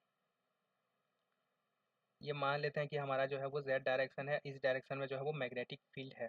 ठीक है, अब यहाँ पे क्या होगा, इलेक्ट्रॉन का जो है एक ऑर्बिटल एंगुलर मोमेंटम होगा, जैसे यहाँ पे है देखो, ये जो एल है ये घूम रहा है। ठीक है, जैसे ही इसको मैग्नेटिक फील्ड में रखेंगे तो ये मैग्नेटिक फील्ड के अराउंड जो है वो प्रोसेसन करने लगेगा, इस टाइप से जो है वो घूमने लगेगा। ठीक है, ये इस टाइप से जो है ये इस टाइप से घूमने लगेगा। ठीक है, इसके अराउंड, इसी को हम लोग बोलते हैं प्रेसिशन बोलते हैं, ठीक है। ये जो है ये घूमने लगेगा, यानी कि ये जो है वो एक डमरू टाइप का आकृति जो है वो बनाएगा, ये इस टाइप से घूमेगा, ठीक है। तो अब क्योंकि एंगुलर मोमेंटम जो है वो क्वांटाइज होता है, इसीलिए ये पथ जो है ये भी क्या होता है, क्वांटाइज्ड होता है, ठीक है। एक ऐसा, एक यहाँ पे ऐसा घूमेगा, और एक ये सेंटर में जो होगा ये जो है वो सबसे बड़ा होगा जो सेंटर में होगा, इस टाइप से, ठीक है। फिर यहाँ यहाँ फिर से हमें ऐसा देखने को मिलेगा, और ये फिर से हमें यहाँ ऐसे ये जो देखने को मिलेगा। इसी को हम लोग क्या बोलते हैं, स्पेस क्वांटाइजेशन बोलते हैं। यानी एंगुलर मोमेंटम का जो प्रेसेशन है वो भी अब अलग अलग है। यहाँ यहाँ के लिए ये इस टाइप से, ठीक है, ये यहाँ के लिए ऐसा। तो यहाँ पे ये जो एंगल बनेगा ना, ये एंगल जो थीटा, ये एंगल जो थीटा, ये एंगल जो थीटा बनेगा, इसी को अगर इसका वैल्यू अगर हमें निकालने के लिए यहाँ पे दे देगा, ठीक है। जैसे क्या बोलना चाहिए, एल का कोई वैल्यू दे दिया गया है, ये एल का वैल्यू जो है वो +2 है, ये एल का वैल्यू -1 है, ये एल का वैल्यू 0 है, ये सॉरी +1 है, ये एल का वैल्यू -1 है, और ये एल का वैल्यू -2 है। एल इक्वल टू जो है वो 2 है, ठीक है। एल इक्वल टू 2 के लिए एम एल का, सॉरी एम एल का value, m l equal to m l equal to ये जो है m l equal to m l, और ये एम एल, ठीक है। एल इक्वल टू 2 के लिए एम एल के कितने वैल्यू पॉसिबल है, 5 वैल्यू जो है वो पॉसिबल है, -2 -1 0 1 और क्या बोलना चाहिए 2, इस टाइप से। तो ये जो है इनका अलग अलग ओरिएंटेशन रहता है, और ये जो एंगल है ये हम लोग कैसे निकालते हैं, m l cos theta equal to m l by √L L+1, ठीक है। इसी को हम लोग बोलते हैं space quantization. Orbital angular momentum presses presses होता है, ठीक है। यहाँ पे एस ई भी हो, सी ई भी होगा, precesses around the direction of magnetic field, and this precession होता है, ठीक है। इसे हम लोग बोलते हैं प्रेसेशन, हाँ यहाँ पे है, ठीक है। प्रेसेशन होगा ये, लार्मर प्रेसेशन फ्रीक्वेंसी, ठीक है। इसे हम लोग क्या बोलते हैं, लार्मर प्रेसेशन बोलते हैं। ये फॉर्मूला आप लोग याद रखेंगे कि लार्मर का जो आवृत्ति होता है उसके लिए फॉर्मूला क्या होता है, लार्मर फ्रीक्वेंसी के लिए फॉर्मूला क्या होगा, ये हो जाएगा, ठीक है। E/4πm, जहाँ पे बी क्या है, मैग्नेटिक फील्ड, जो भी मैग्नेटिक फील्ड हम लोग अप्लाई किए हैं, ये जेड डायरेक्शन में जो मैग्नेटिक फील्ड अप्लाई किए हैं उसका वैल्यू E/4πm, ठीक है। ये डायरेक्ट क्वेश्चन पूछता है कि लार्मर जो फ्रीक्वेंसी है वो क्या होता है। इसके बाद आता है जायरोमैग्नेटिक रेशियो। जायरोमैग्नेटिक रेशियो क्या होता है, देखो ये ये होता है हम लोग का ऑर्बिटल मैग्नेटिक मूवमेंट होता है, ठीक है, म्यू एल। और ये ऑर्बिटल मैग्नेटिक मूवमेंट और आ, ये जो ऑर्बिटल ऑर्बिटल एंगुलर मोमेंटम है उसका रेशियो क्या होता है, जायरोमैग्नेटिक रेशियो बोलते हैं इसको। सेम स्पिन के लिए भी रहता है, spin angular movement, magnetic movement बटे स्पिन एंगुलर मोमेंटम का जो रेशियो होगा उसे हम लोग क्या बोलेंगे, स्पिन के लिए जायरोमैग्नेटिक रेशियो बोलेंगे, और इसका वैल्यू हमेशा 2/E/2m होता है। यहाँ पे लैंडेज जी फैक्टर जी भी होता है, लेकिन ऑर्बिटल मोशन के लिए जी का वैल्यू 1 होता है, जबकि स्पिन मोशन के लिए जी का वैल्यू जो है वो 2 होता है, याद रखेंगे। इसलिए यहाँ पे 2 आ जाता है, और 2 2 कैंसिल होकर सिर्फ E/m आ जाता है, ठीक है, उसके लिए। या फिर हम लोग ये म्यू एल को इस टाइप से लिख सकते हैं, ठीक है। Angular momentum, sorry orbital magnetic movement को जो है हम लोग एंगुलर मोमेंटम के टर्म में इस टाइप से लिख सकते हैं। म्यू एल का वैल्यू जो है वो ये आ जाएगा। अगर यहाँ पे एल का वैल्यू हम लोग रख दें √L L+1 एच लाइन, तो यहाँ पे ये एच लाइन आ जाएगा, और E H line by 4πm, ठीक है। ये जो वैल्यू होता है इसी को हम लोग एच लाइन की जगह h/2π रख दिया गया है, ठीक है। इसी को हम लोग क्या बोलते हैं, बोर मैग्नेटॉन बोलते हैं, म्यू बी, ठीक है। इसे हम लोग क्या बोलेंगे, बोर मैग्नेटॉन बोलेंगे, बोर मैग्नेटो, ठीक है, म्यू बी, ये आप लोग याद रखेंगे। सेम सेम कॉन्सेप्ट आता है हम लोग का किसका, स्पिन एंगुलर मोमेंटम का, ठीक है। यहाँ पे ये है concept of spin angular momentum.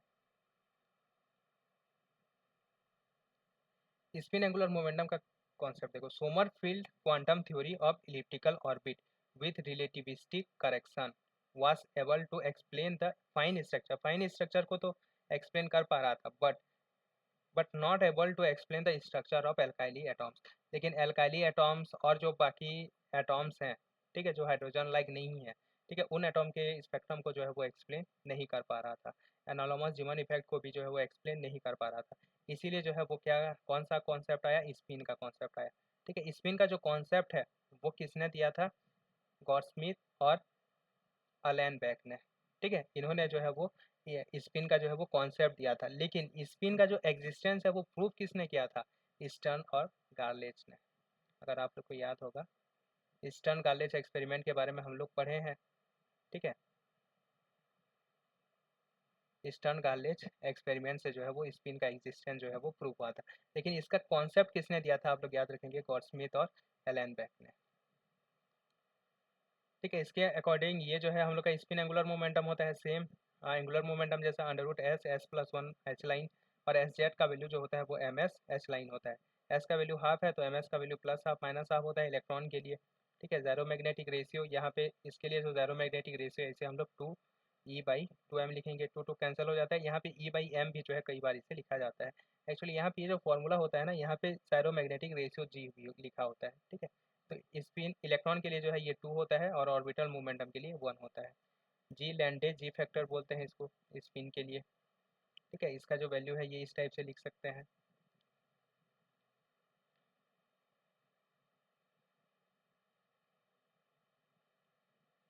ये ज़ायरो मैग्नेटिक रेस को याद रखेंगे किसके लिए, स्पिन के लिए।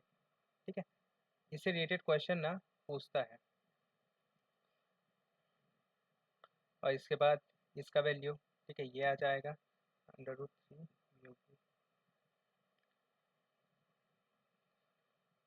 इसके बाद आता है हम लोग का वेक्टर एटॉम मॉडल जो कि क्वांटम थ्योरी पे बेस्ड था। ठीक है, vector atom model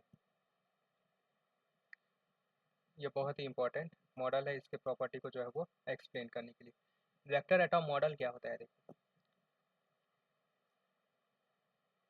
vector atom model जो है वो क्वांटम थ्योरी पे बेस्ड रहता है। इसके लिए जो यहाँ पे जो क्वांटम नंबर हम लोग यूज़ करते हैं वो कौन कौन सा है, एन।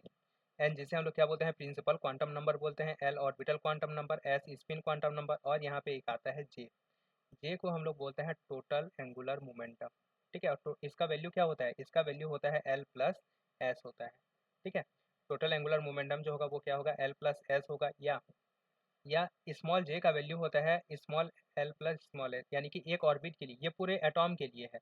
ठीक है, और ये क्या है, एक ऑर्बिट के लिए है। ठीक है, और जो टोटल जे होता है, जो कैपिटल जे होगा वो क्या होगा, J1 प्लस J2 प्लस जितने भी होंगे अलग अलग ऑर्बिट। ठीक है, उनका जो है वो एडिशन होगा, और ये जो है वेक्टर एडिशन होता है। जी का जो वैल्यू है, जी सॉरी, इसे हम लोग बोलते हैं डीजनरेसी। आप लोग याद रखेंगे, अच्छा लिखा हुआ है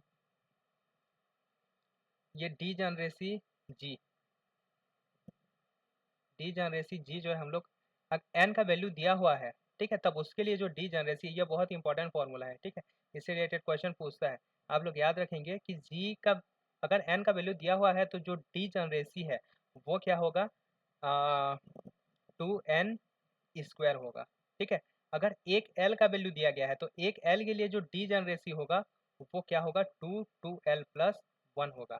जबकि एस के लिए जो डी जनरेसी होगा वो क्या होगा, 2s+1 होगा, और जे के लिए जो डी जनरेसी होगा वो 2j+1 होगा। ये वैल्यू आप लोग याद रखेंगे। ठीक है, लेकिन यहाँ पे एल के केस में आप लोग याद रखेंगे कि ये पार्टिकुलर एल के लिए है।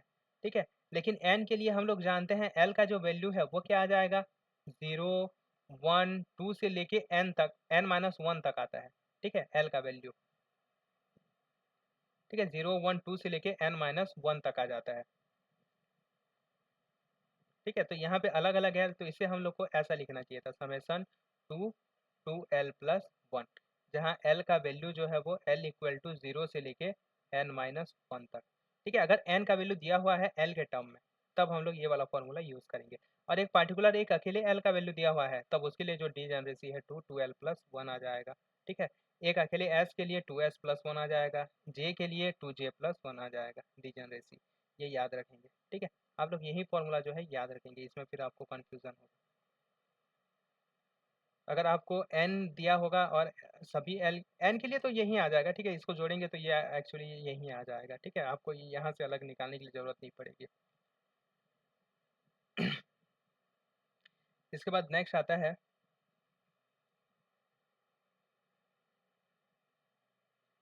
एल एस कपलिंग, ठीक है, ये हमारे लिए जो है वो बहुत ही ज़्यादा इम्पोर्टेंट टॉपिक है।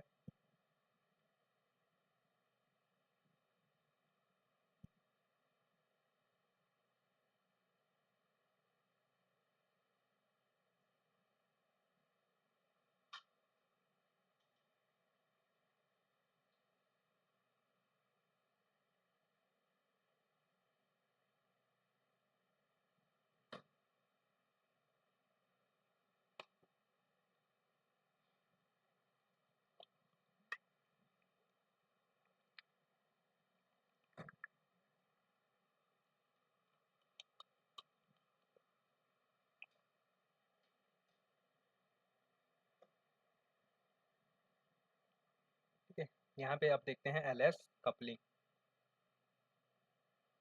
ऑर्बिटल एंगुलर मोमेंटम, जो हमें टोटल एंगुलर मोमेंटम मिलता है वो क्या होता है, ऑर्बिटल एंगुलर मोमेंटम और स्पिन एंगुलर मोमेंटम का जो है वो रिजल्टेंट होता है, ठीक है। तो यहाँ पे ये जो एल एस कपलिंग होता है वो दो, मतलब ये जो कपलिंग होता है वो दो तरह का होता है, एक तो एल एस कपलिंग होता है और एक जे जे कपलिंग होता है। एल एस कपलिंग में क्या होता है, देखो ऑर्बिटल मोमेंटम जो है वो अलग अलग कपलिंग कर लेंगे, स्पिन मोमेंटम अलग अलग कपलिंग कर लेंगे, और फिर इनका जो रिजल्टेंट होगा, ठीक है, कैपिटल एल और कैपिटल एस, ये क्या करेगा, फिर इन दोनों में जो है कपलिंग होगा, ठीक है, इसे हम लोग बोलते हैं एल और एस कपलिंग, ठीक है। जे जे कपलिंग क्या होता है, देखो यहाँ पे जो स्मॉल वाला है ना, यहाँ पे मैं लिख देता हूँ L1 L2, ये जो है ऑर्बिट के लिए है, ठीक है, और कैपिटल L जो है वो किसके लिए, एटॉम के लिए है, पूरे एटॉम के लिए, ठीक है। ऐसे ही यहाँ पे S1 S2 स्मॉल वाला जो है वो ऑर्बिट के लिए है, सॉरी इलेक्ट्रॉन के लिए है, अलग अलग इलेक्ट्रॉन के लिए, फॉर इलेक्ट्रॉन, ठीक है, और जो कैपिटल S है वो पूरे सिस्टम के लिए, इलेक्ट्रॉन के पूरे सिस्टम, पूरे एटॉम ही लिख दो इसको, ठीक है, ये एटॉम के लिए है। क्लियर है यहाँ पे, तो ये जब एग्जांपल लेंगे ना तब ये क्लियर हो जाएगा। जो स्मॉल एल है वो ऑर्बिट है, अलग अलग ऑर्बिट के लिए, जैसे एस के लिए 0 हो जाएगा एल का वैल्यू, ठीक है, पी के लिए 1 हो जाएगा, डी के लिए 2 हो जाएगा, इस टाइप से, ठीक है। और फिर पहले क्या होगा, ऑर्बिट ऑर्बिट में जो है वो कपलिंग हो जाएगा, यहाँ स्पिन स्पिन में कपलिंग हो जाएगा, फिर इनका जो रिजल्टेंट है वो दोनों जब कपलिंग करेंगे तो इसे हम लोग बोलते हैं एल एस कपलिंग। लेकिन अगर ऐसा हो कि एक इलेक्ट्रॉन का जो ऑर्बिट है और उसका स्पिन दोनों पहले कपलिंग कर ले, ठीक है, फिर दूसरे इलेक्ट्रॉन का ऑर्बिट और स्पिन कपलिंग कर लें, ठीक है, और फिर इनका जो रिजल्टेंट है उनमें फिर कपलिंग हो, तो इसे हम लोग बोलते हैं जे जे कपलिंग बोलते हैं, ठीक है। यहाँ पे ये चीज़ आप लोग याद रखेंगे कि एल एस कपलिंग कब कब होता है, ठीक है, एल एस कपलिंग होने के लिए क्या है कि एस और स्पिन और ऑर्बिट में जो इंट्रैक्शन है वो वीक होना चाहिए, ठीक है, स्पिन और ऑर्बिट में इंट्रैक्शन जो है वो वीक होना चाहिए, ठीक है। और किसमें, लाइटर एटॉम में जो है ये ज़्यादा फेवरेबल होता है। अगर हम लोग हल्के नाभिकों क्या बोलना चाहिए, अणुओं की बात करें, तब वहाँ पे जो है एल एस कपलिंग जो है वो ज़्यादा फेवरेबल होता है, जबकि हैवी एटॉम्स में, ठीक है, हैवी एटॉम्स में जो है वो हमें जे जे कपलिंग देखने को मिलता है। इस केस में क्या होता है कि स्पिन ऑर्बिट का जो इंट्रैक्शन होता है वो बहुत ही स्ट्रांग होता है, मतलब स्पिन मोशन और ऑर्बिटल मोशन का जो इंट्रैक्शन है वो स्ट्रांग है, तो वो क्या कर लेंगे, एल और एस कपलिंग कर लेंगे, ठीक है। लेकिन इसमें क्या होता है, स्पिन और ऑर्बिट इंट्रैक्शन जो है वो कम होता है, इसीलिए ऑर्बिट ऑर्बिट कपलिंग कर लेते हैं और स्पिन स्पिन कपलिंग कर लेते हैं, ठीक है। तो ये होता है L S coupling.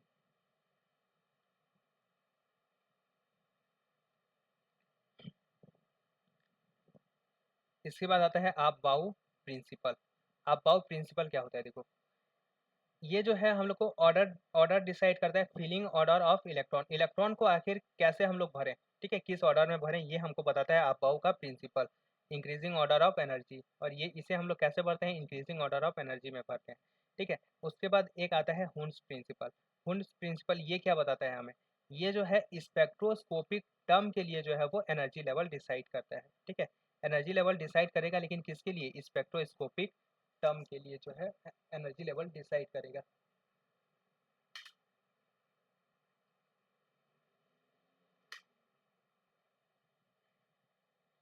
Spectroscopic term क्या होता है, देखो स्पेक्ट्रोस्कोपिक टर्म होता है 2s+1 L J।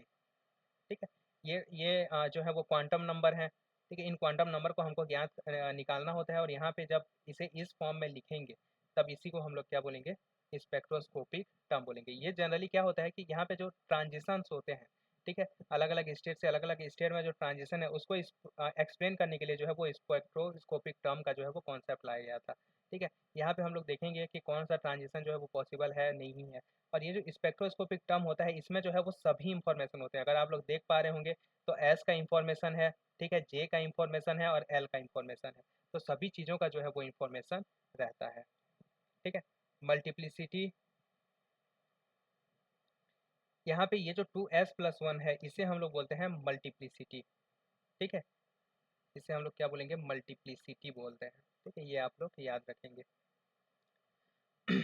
और ये जो हुन का प्रिंसिपल है ये क्या बताता है हम लोग को, ऑर्डर ऑफ एनर्जी लेवल्स बताता है। ठीक है, कि स्पेक्ट्रोस्कोपिक टर्म के लिए हम लोग एनर्जी लेवल, ये जो है इलेक्ट्रॉन के लिए है, अबाव प्रिंसिपल जो है वो इलेक्ट्रॉन के लिए एनर्जी लेवल बताता है, जबकि हुन का प्रिंसिपल जो है वो क्या बताता है, स्पेक्ट्रोस्कोपिक टर्म के लिए जो है वो एनर्जी लेवल बताता है। और इसमें देखो एनर्जी का लेवल कैसे डिसाइड करेंगे, सबसे पहले हमको चेक करना है स्पिन एस। ठीक है, जो एस का वैल्यू है वो सबसे पहले चेक करना है। और आप लोग याद रखेंगे कि जो हाईएस्ट एस होता है, ठीक है, इसका एनर्जी जो है वो लोवेस्ट होगा। ठीक है, ये बहुत ही इंपॉर्टेंट पॉइंट है। ये ऑर्डर जो है डिसाइड करने के लिए इससे रिलेटेड क्वेश्चन आता है। ठीक है, तो जो हाईएस्ट एस होगा उसका एनर्जी जो है वो सबसे लोवेस्ट होगा।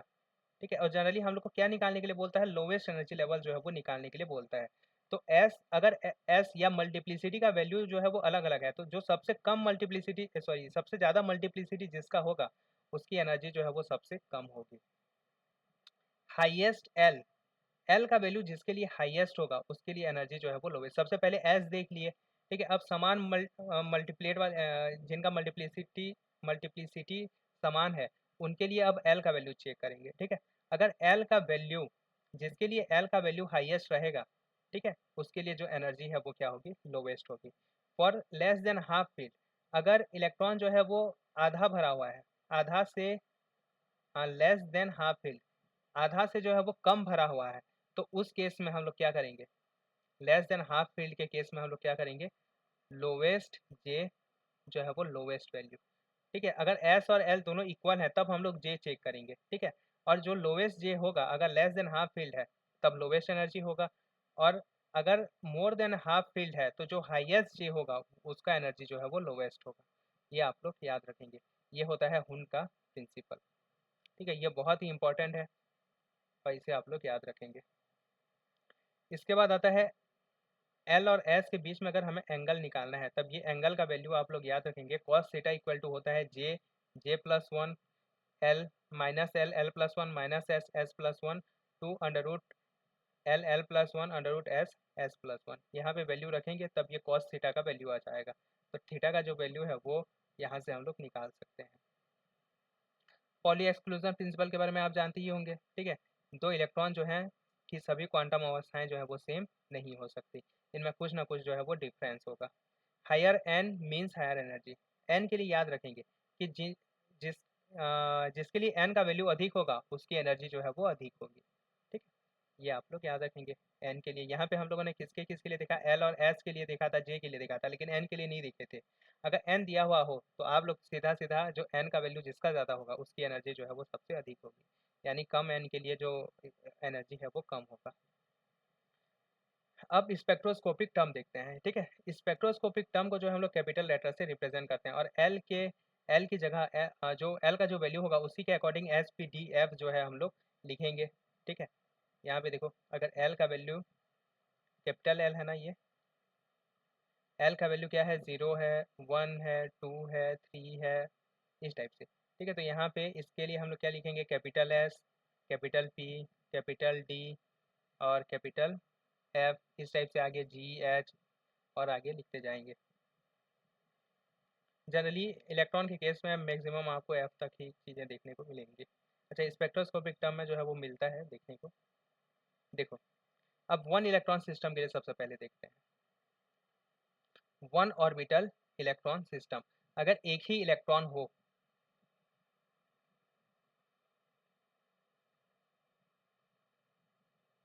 ठीक है, अगर एक इलेक्ट्रॉन हो तो उस केस में क्या हो जाएगा, जैसे कि एस ऑर्बिट है, एस ऑर्बिट के लिए जो स्पेक्ट्रोस्कोपिक टर्म होगा वो क्या होगा, एस हाफ होगा, याद रखेंगे। ठीक है, एस के लिए एस हाफ हो जाएगा, पी के लिए 2p हाफ और 2p3/2 हो जाएगा। ठीक है, ग्राउंड स्टेट, जैसे कि अगर हम लोग देखें बोरॉन के लिए, अगर ये p का एग्जांपल अगर हम लोग ले तो बोरॉन के लिए यहाँ पे दो केस आएगा ना, देखो p1 के अगर एक इलेक्ट्रॉन है वो p ऑर्बिट में है तब उसके लिए स्पेक्ट्रोस्कोपिक टर्म जो है वो दो पॉसिबल है, 2p हाफ होगा या 2p3/2 होगा। लेकिन अब ग्राउंड स्टेट अगर हम लोग देखें तो किसके लिए क्या बोलना चाहिए, कौन सा ग्राउंड स्टेट होगा, अच्छा यहाँ पे एक चीज़ और मैं बता दे रहा हूँ यहाँ पे, और ये जो स्टेट होगा वो किसके लिए होगा, 2p5 के लिए भी होगा, आप लोग याद रखेंगे। या तो एक इलेक्ट्रॉन हो या एक इलेक्ट्रॉन की कमी हो, ठीक है, तो दोनों केस में जो है वो सेम स्पेक्ट्रोस्कोपिक टर्म मिलता है। तो इसके लिए जो स्पेक्ट्रोस्कोपिक टर्म मिलेगा वो क्या मिलेगा, 2p हाफ मिलेगा और 2p3/2 मिलेगा। ठीक है, बोरॉन अगर हम लोग एग्जांपल लें, बोरॉन का क्या होता है, 2p1 होता है, तो इस केस में इसके लिए जो स्पेक्ट्रोस्कोपिक टर्म आ जाएगा, क्योंकि ये लेस देन हाफ फील्ड है और लेस देन हाफ फील्ड के लिए हम लोग जानते हैं कि lowest J has lowest energy, यानी कि जो ग्राउंड स्टेट है, जो ग्राउंड स्टेट है वो क्या आ जाएगा, 2p हाफ आ जाएगा। ठीक है, अगर हम लोग फ्लोरीन के लिए देखें, फ्लोरीन के लिए क्या होता है, 2p5 होता है, तो इसके लिए जो ग्राउंड स्टेट, क्योंकि ये क्या बोलना चाहिए, ये कौन सा केस है, ये लेस देन हाफ फील्ड है। ठीक है, और ये क्या है, ये मोर देन हाफ फील्ड वाला केस है, हाफ फील्ड, और इसीलिए इसके लिए जो ग्राउंड स्टेट है वो क्या आ जाएगा, 3/2, हायर जे लोवेस्ट एनर्जी। ठीक है, तो ये जो जे का वैल्यू ज़्यादा है उसकी एनर्जी जो है वो कम हो जाएगी। अगर हम लोग 1d के लिए देखें, 1d के लिए जो एनर्जी लेवल होगा वो क्या होगा, d1 के लिए जो एनर्जी लेवल है वो 2d3/2 और 2d5/2 होगा, और यही एनर्जी लेवल हमें किसके लिए मिलेगा, 2d9 के लिए भी मिलेगा, एक इलेक्ट्रॉन हो या एक इलेक्ट्रॉन की कमी हो। ठीक है, दोनों के केस में जो है वो सेम स्पेक्ट्रोस्कोपिक टर्म मिलता है, और इस केस में जैसे d1 के लिए जो एनर्जी ग्राउंड स्टेट एनर्जी है वो 3/2 वाला हो जाएगा, और d9 के लिए जो एनर्जी है वो 5/2 वाला हो जाएगा। ठीक है, यहाँ पे ये एग्जांपल दिया गया है कॉपर का और स्कैंडियम का। यहाँ पे एक इंपॉर्टेंट पॉइंट आप लोग याद रखेंगे कि जितने इलेक्ट्रॉन हो या उतने इलेक्ट्रॉन की कमी हो, जैसे पी में जो है वो टोटल 6 इलेक्ट्रॉन हो सकते हैं, पी में टोटल 6 इलेक्ट्रॉन हो सकते हैं, तो p2 के लिए और p4 के लिए सेम मिलेगा हम लोग को, p3 के लिए सेम मिलेगा, खैर वो तो 3 ही है, p1 और p5 के लिए सेम मिलेगा। डी में कितने हो सकते हैं, डी में 10 इलेक्ट्रॉन हो सकते हैं, इसीलिए d1 और d9 के लिए जो है वो सेम स्पेक्ट्रोस्कोपिक टर्म मिलेगा। ठीक है, d8 और d2 के लिए जो है वो सेम स्पेक्ट्रोस्कोपिक टर्म मिलेगा। f में कितने हो सकते हैं, f में जो है वो 14 इलेक्ट्रॉन रह सकते हैं, तो NF1 और NF13 के लिए जो है वो सेम स्पेक्ट्रोस्कोपिक टर्म मिलेगा, ये याद रखेंगे। F2 और NF12 के लिए जो है वो सेम स्पेक्ट्रोस्कोपिक टर्म मिलेगा। ये क्या है हम लोग का, सेम स्पेक्ट्रोस्कोपिक टर्म, इन सभी के लिए जो है वो सेम स्पेक्ट्रोस्कोपिक टर्म मिलेगा।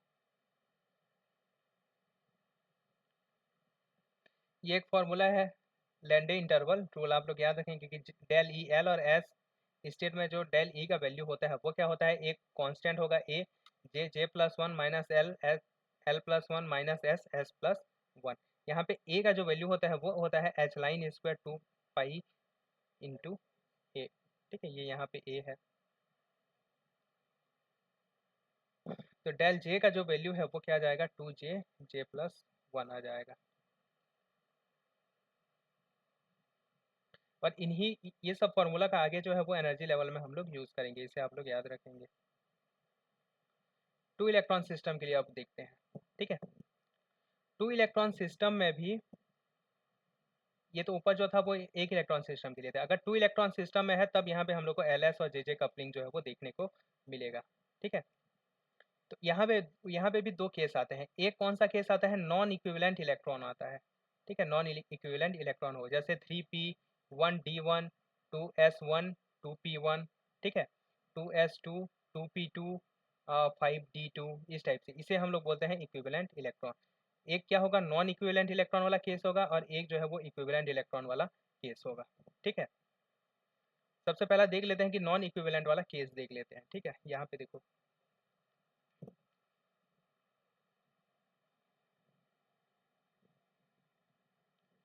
यहाँ पे स्पेक्ट्रोस्कोपिक टर्म निकालने के लिए जो है वो एग्जाम में जो है इससे इससे रिलेटेड क्वेश्चन आता है। अब यहाँ पे क्या है, 3p और 3d है। ये जो 3 है ना, ये n को डिनोट कर रहा है, n का वैल्यू जो है वो 3 है, लेकिन हमें यहाँ पे n का वैल्यू नहीं देखना है, हमें निकालना है L1 का वैल्यू। L1 का वैल्यू कितना हो जाएगा, p के लिए कितना होता है,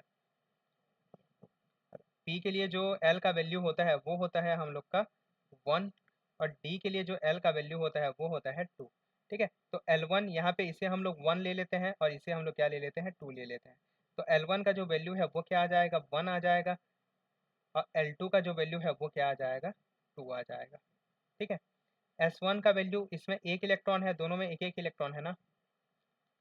ठीक है, तो ये क्या आ जाएगा, S1 का वैल्यू 1 आ जाएगा और S2 का वैल्यू क्या आ जाएगा, 2 आ जाएगा।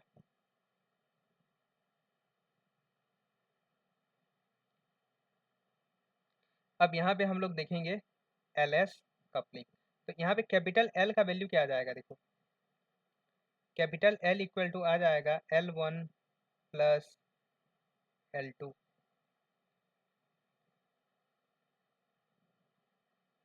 L1 प्लस L2, और इसका वैल्यू कैसे निकालते हैं, इसका वैल्यू हम लोग निकालते हैं L1 माइनस L2 से लेके L1 प्लस L2 तक। ठीक है, यहाँ पे अब देखो, यानी कि यहाँ पे क्या आ जाएगा, 1 प्लस 2, इसे हम लोग वेक्टर एडिशन भी बोलते हैं। तो यहाँ पे ये क्या आ जाएगा, 1 माइनस 2, 1 माइनस 2 से लेके 1 प्लस 2 तक।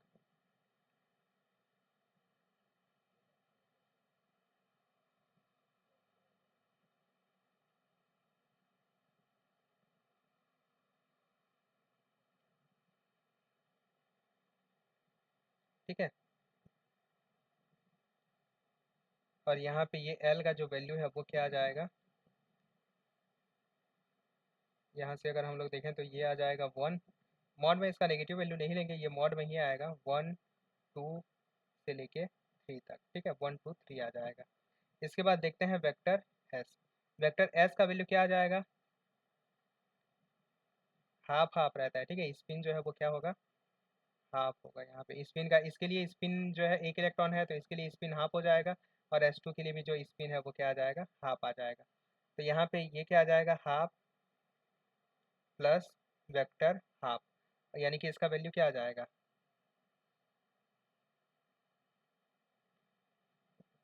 इसका वैल्यू आ जाएगा हाफ माइनस हाफ,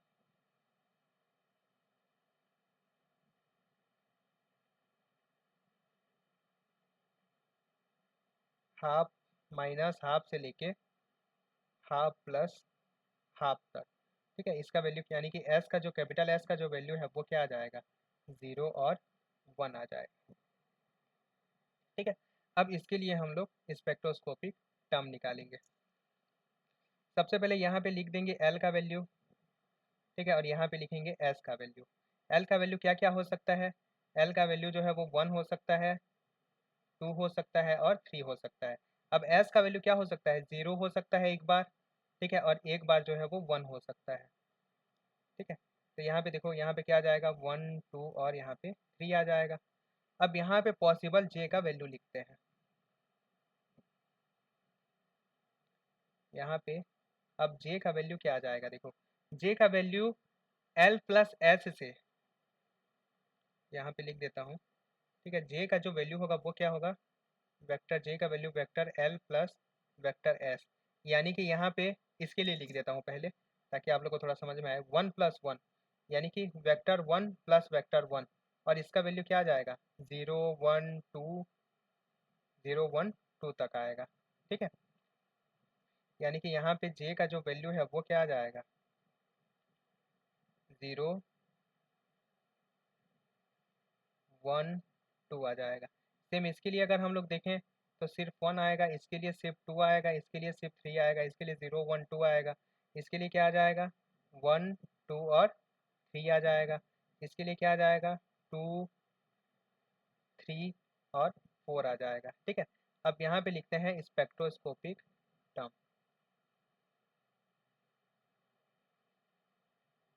देखो, स्पेक्ट्रोस्कोपिक टर्म में हम लोग सबसे पहले क्या ज्ञात करते हैं, मल्टीप्लिसिटी। अगर एस का मल्टीप्लिसिटी यानी 2s+1, एस इक्वल टू 0 है तो 2s+1 का वैल्यू क्या आ जाएगा, 1 आ जाएगा। ठीक है, और यहाँ एल का वैल्यू कितना है, पी 1 है, तो ये कैपिटल पी। ठीक है, इसके लिए भी मल्टीप्लिसिटी 1 आ जाएगा, 0 है एस का वैल्यू, यहाँ पे भी मल्टीप्लिसिटी जो है वो 1 आ जाएगा। ठीक है, और लेकिन यहाँ पे p का वैल्यू 2 है तो यहाँ पे क्या आ जाएगा, कैपिटल डी। यहाँ पे p का वैल्यू 3 है तो यहाँ पे आ जाएगा कैपिटल एफ। ठीक है, यहाँ पे मल्टीप्लिसिटी कितना आ जाएगा, 3 3p आ जाएगा, यहाँ पे 3p सॉरी 3d आ जाएगा, और क्या आ जाएगा, 3f आ जाएगा। अब यहाँ पे ये j के वैल्यू के अकॉर्डिंग अब यहाँ पे अलग अलग जो है इनका वैल्यू लिखेंगे। यहाँ पे j का जो वैल्यू है वो क्या हो सकता है, 0 हो सकता है, सॉरी 1 होगा।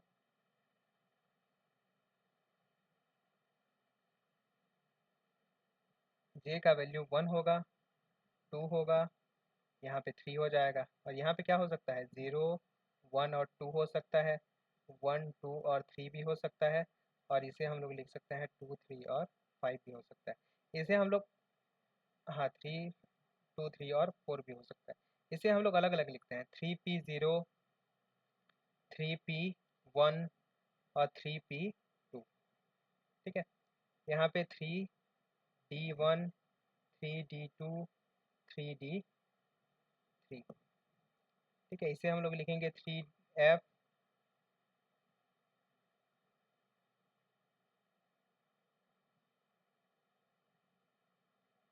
3f2 3f3 3f4।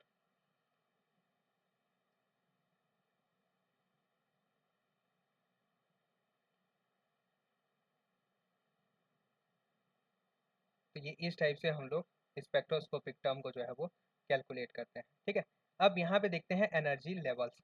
Energy levels कैसे देखते हैं, अगर याद हो तो सबसे पहले हम लोग को देखना होता है मल्टीप्लिसिटी। ठीक है, अगर एनर्जी का लेवल्स हम लोग को देखना है तो सबसे पहले हम लोग को क्या देखना पड़ता है, मल्टीप्लिसिटी देखना पड़ता है। ठीक है, मल्टीप्लिसिटी 2s+1। ठीक है, और अगर आप लोग को याद होगा जिसके लिए s का वैल्यू हायर होगा, ठीक है, उसके लिए एनर्जी जो है वो क्या होगा, लोवेस्ट होगा। ठीक है, तो यहाँ पे मल्टीप्लिसिटी हायर किसके लिए है, मल्टीप्लिसिटी कितना है, 3 3 जो है वो इसके लिए जो एनर्जी है वो क्या होगा, लोवेस्ट एनर्जी किसके लिए होगा, 3 वाले मल्टीप्लिसिटी के लिए होगा। तो ये जो 3 वाले टर्म है वो तो सबसे पहले आएंगे। ठीक है, 3 वाले जितने भी टर्म है सबसे पहले आएंगे, उसके बाद हम लोग 1 वाले टर्म को देखेंगे। अब यहाँ पे इन क्या बोलते हैं, मल्टीप्लिसिटी इन सभी का, यहाँ पे जितने हैं इन सभी का जो है मल्टीप्लिसिटी क्या है, 3 है। तब अब इनमें से हम लोग कैसे देखें, इसके बाद ये हमारा तो फर्स्ट स्टेप था, सेकेंड स्टेप में हम लोग देखेंगे एल हायर, जिसके लिए एल का वैल्यू ज़्यादा होगा। ठीक है, उसके लिए जो एनर्जी है वो क्या होगा, लोवेस्ट होगा, लोवेस्ट एनर्जी। यहाँ पे एल का वैल्यू हायर किसके लिए है, एल का जो हायर वैल्यू है वो कितना है, ये। ठीक है, तो इसका जो एनर्जी है वो लोवेस्ट होगा, यानी कि ये एफ वाला जो टर्म है इनका एनर्जी जो है वो लोवेस्ट होगा। अब यहाँ पे एफ वाले में 3 टर्म है। ठीक है, तब इस केस में हम लोग देखेंगे क्या बोलना चाहिए, हाफ फील्ड, कितना हाफ फील्ड है या हाफ से ज़्यादा फील्ड है। इस केस में क्या होगा, इसी के अकॉर्डिंग हम लोग डिसाइड करेंगे कि ये जो है मतलब इसमें जे का ज़्यादा वाला वैल्यू जो है वो लोअर एनर्जी होगा कि क्या बोलना चाहिए, उसका कम वाला वैल्यू जो है वो लोअर एनर्जी होगा। तो इसके लिए हम लोग जानते हैं। ठीक है, अगर लेस देन, और ये जो केस है हम लोग का लेस देन हाफ फील्ड वाला है ना, लेस देन हाफ फील्ड वाला है, तब यहाँ पे क्या होगा, लोवेस्ट जे लोवेस्ट एनर्जी। ठीक है, लोवेस्ट एनर्जी। तो अब यहाँ पे एफ वाले में जिसके लिए जे का वैल्यू कम है उसकी एनर्जी जो है वो सबसे कम हो जाएगी, यानी सबसे कम एनर्जी किसकी हो जाएगी, 3f2, उसके बाद 3f3 और उसके बाद 3f4। ठीक है, अब यहाँ पे एल का वैल्यू चेंज हो गया तो ये 3d1, ठीक है 3d1 3d2 3d3, उसके बाद ये पी मल्टी एल का वैल्यू देखेंगे ना, ये और ये, ठीक है। इसके बाद ये इस टाइप से एनर्जी लेवल्स हमें मिलेंगे। इसके बाद एस का वैल्यू यहाँ पे 0 है, इसीलिए इनकी एनर्जी जो है वो, यानी सबसे मिनिमम एनर्जी जो है वो इसके लिए, ठीक है। सबसे मिनिमम एनर्जी जो है आपको कहाँ मिलेगा, L=3 के लिए, L=1 के लिए, और L इक्वल टू ये मतलब J=2 के लिए, ठीक है। ये सबसे मिनिमम एनर्जी, और सबसे मैक्सिमम एनर्जी किसके लिए मिलेगा, सबसे मैक्सिमम एनर्जी जिसके लिए L का वैल्यू लोवेस्ट है, S का वैल्यू लोवेस्ट है, और J का वैल्यू भी लोवेस्ट है, ठीक है। इसके लिए हमें क्या मिलेगा, ये इसकी एनर्जी जो है वो सबसे मैक्सिमम होगी। तो ये होता है एनर्जी लेवल्स। यहाँ पे स्पेक्ट्रोस्कोपिक टर्म को जो है वो एनर्जी लेवल्स में लिखने के लिए जो है वो देता है। आप लोग इस एग्जाम्पल को एक बार खुद से जो है वो ट्राई करके देखिएगा, ठीक है। तो ये था हम लोग का LS कपलिंग। इसके बाद आता है इक्विवेलेंट इलेक्ट्रॉन के लिए। अगर हम इक्विवेलेंट इलेक्ट्रॉन का केस देखते हैं, ठीक है, तो इक्विवेलेंट इलेक्ट्रॉन के केस में क्या होगा, पॉली का एक्सक्लूजन प्रिंसिपल आ जाएगा।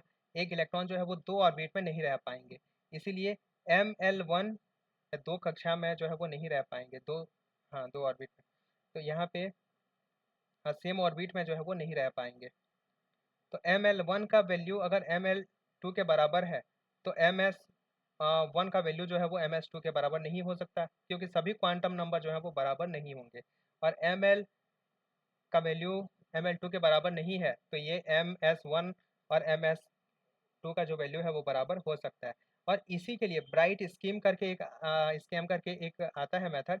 इसमें बहुत ही लंबा चौड़ा कैलकुलेशन होता है, लेकिन आप लोग सिंपली, ठीक है, ये शॉर्टकट जो है आप लोग याद रखेंगे, ठीक है। अगर ऐसा केस आता है इक्विवेलेंट इलेक्ट्रॉन यानी कि D2, इक्विवेलेंट इलेक्ट्रॉन यानी कि D2 है, P2 है, इस टाइप वाला केस आता है, तब आप लोग याद रखेंगे कि L ऑड, जैसे अभी यहाँ पे हम लोग कपलिंग लिए, ठीक है। यहाँ पे देखो, यहाँ पे अभी हम लोगों ने जो है वो कपलिंग लिया, ठीक है। ये कपलिंग में हम लोगों ने क्या किया कि जितने भी L वैल्यू थे सभी S वैल्यू के साथ जो है वो कंबाइन कर दिया। लेकिन इस केस में हम लोग ऐसा नहीं करेंगे। यहाँ पे हम लोग क्या करेंगे, जो इवन L है उसे इवन S के साथ ही जो है वो कंबाइन करेंगे। जैसे 2 को हम लोग किसके किसके साथ कंबाइन करेंगे, 0 के साथ कंबाइन करेंगे। और 1 और 3 को किसके साथ कंबाइन करेंगे, 1 के साथ कंबाइन करेंगे, ठीक है। तो L, आप लोग यहाँ पे ये फॉर्मूला याद रखेंगे, L odd combines with S odd, ठीक है। और L even combined with S even, ठीक है। यहाँ पे देख लो, जैसे यहाँ पे एक एग्जांपल दिया हुआ है, P2 का एग्जांपल दिया हुआ है। L1 का वैल्यू 1 हो जाएगा, L2 का वैल्यू 1 हो जाएगा, S1 का वैल्यू हाफ, S2 का वैल्यू हाफ। तो L का वैल्यू क्या आ जाएगा, L का वैल्यू आ जाएगा 0 1 2, और S का वैल्यू क्या आ जाएगा, 0 और 1 आएगा, ठीक है। L=1, S=1 के लिए J का जो वैल्यू है वो क्या आ जाएगा, 0 1 और 2 आ जाएगा, ठीक है। इसके लिए स्पेक्ट्रोस्कोपिक टर्म क्या है, देखो L, अब यहाँ पे देखो L का जो वैल्यू है वो 0 1 2 पॉसिबल है, और S का वैल्यू क्या है, 0 1 है। तब अब यहाँ पे क्या होगा, ऑड जो है वो ऑड के साथ कंबाइन होगा। यहाँ पे ये जो ऑड वैल्यू है L जो है वो किसके साथ कंबाइन होगा, L जो है वो सिर्फ और सिर्फ 1 के साथ जो है वो कंबाइन होगा, ठीक है। जबकि यहाँ पे इवन वैल्यू यानी कि ये वो 0 और 2, ये सिर्फ और सिर्फ किसके साथ कंबाइन होगा, ये सिर्फ और सिर्फ जो है वो 0 के साथ कंबाइन होगा। क्लियर है। पहले हम लोग क्या करते थे, 0 को 0 के साथ, 1 को 0 के साथ, 2 को 0 के साथ, नॉर्मल केस में, अगर नॉन इक्विवेलेंट इलेक्ट्रॉन है। लेकिन इक्विवेलेंट इलेक्ट्रॉन के केस में, ठीक है, आप लोग याद रखेंगे, इक्विवेलेंट इलेक्ट्रॉन के केस में जो है वो ऑड नंबर जो है वो सिर्फ ऑड के साथ कंबाइन होगा, और इवन जो है वो इवन के साथ। इसीलिए ये जो है हमें ये वाला मिला, ठीक है। 1 और 1 जो है वो कंबाइन होंगे, और J का वैल्यू जो है वो ये मिलेगा हम लोग को, ठीक है। इसके बाद जो इवन इवन L का वैल्यू जो 0 है वो LS0 के साथ कंबाइन होगा, और L2 जो है वो S0 के साथ कंबाइन होगा। इस तरह से हमें स्पेक्ट्रोस्कोपिक टर्म मिलेंगे। यानी टोटल हमें यहाँ पे कितने स्पेक्ट्रोस्कोपिक टर्म मिले, टोटल जो है वो 5 स्पेक्ट्रोस्कोपिक टर्म मिलेंगे, ठीक है। यानी स्पेक्ट्रोस्कोपिक टर्म जो है वो बहुत ही ज़्यादा कम हो जाते हैं। अब इसमें भी एनर्जी लेवल हम लोग को डिसाइड करना है, तो एनर्जी लेवल का जो फॉर्मूला रहेगा वो सेम रहेगा, ठीक है। एनर्जी लेवल एनर्जी लेवल कैसे डिसाइड करेंगे, सबसे पहला हम लोग देखेंगे हाईएस्ट हाईएस्ट एस किसका है, 3, मल्टीप्लिसिटी 3, यानी कि ये 3 वाला तो सबसे हाईएस्ट होगा, ठीक है। और ये लेस देन हाफ, फिर जे उसके बाद पी, 3 वाला तो एक ही टर्म है, पी टर्म है, तो एल का वैल्यू तो सेम है। अब क्या देखेंगे, जे का वैल्यू, क्योंकि ये लेस देन हाफ फील्ड है, तो कौन सा जे का वैल्यू जिसमें कम है वो जो है वो लोवेस्ट एनर्जी होगा। तो 3p1 और ये 3p2, ठीक है। ये आ जाएगा 1s0, उसके बाद क्या आ जाएगा 1s0, सॉरी 1 क्या आ जाएगा, d0 आ जाएगा। क्यों? क्योंकि हाईएस्ट एल, लोवेस्ट एनर्जी, तो 1d2 आ जाएगा, 1d2 is less than 1s0। तो ये जो है एनर्जी लेवल का क्रम हो जाएगा।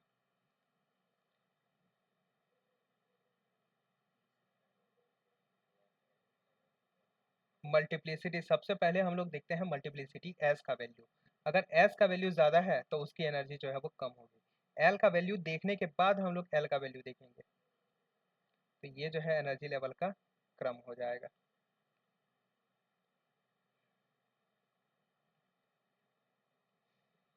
तो ये था एल एस कपलिंग।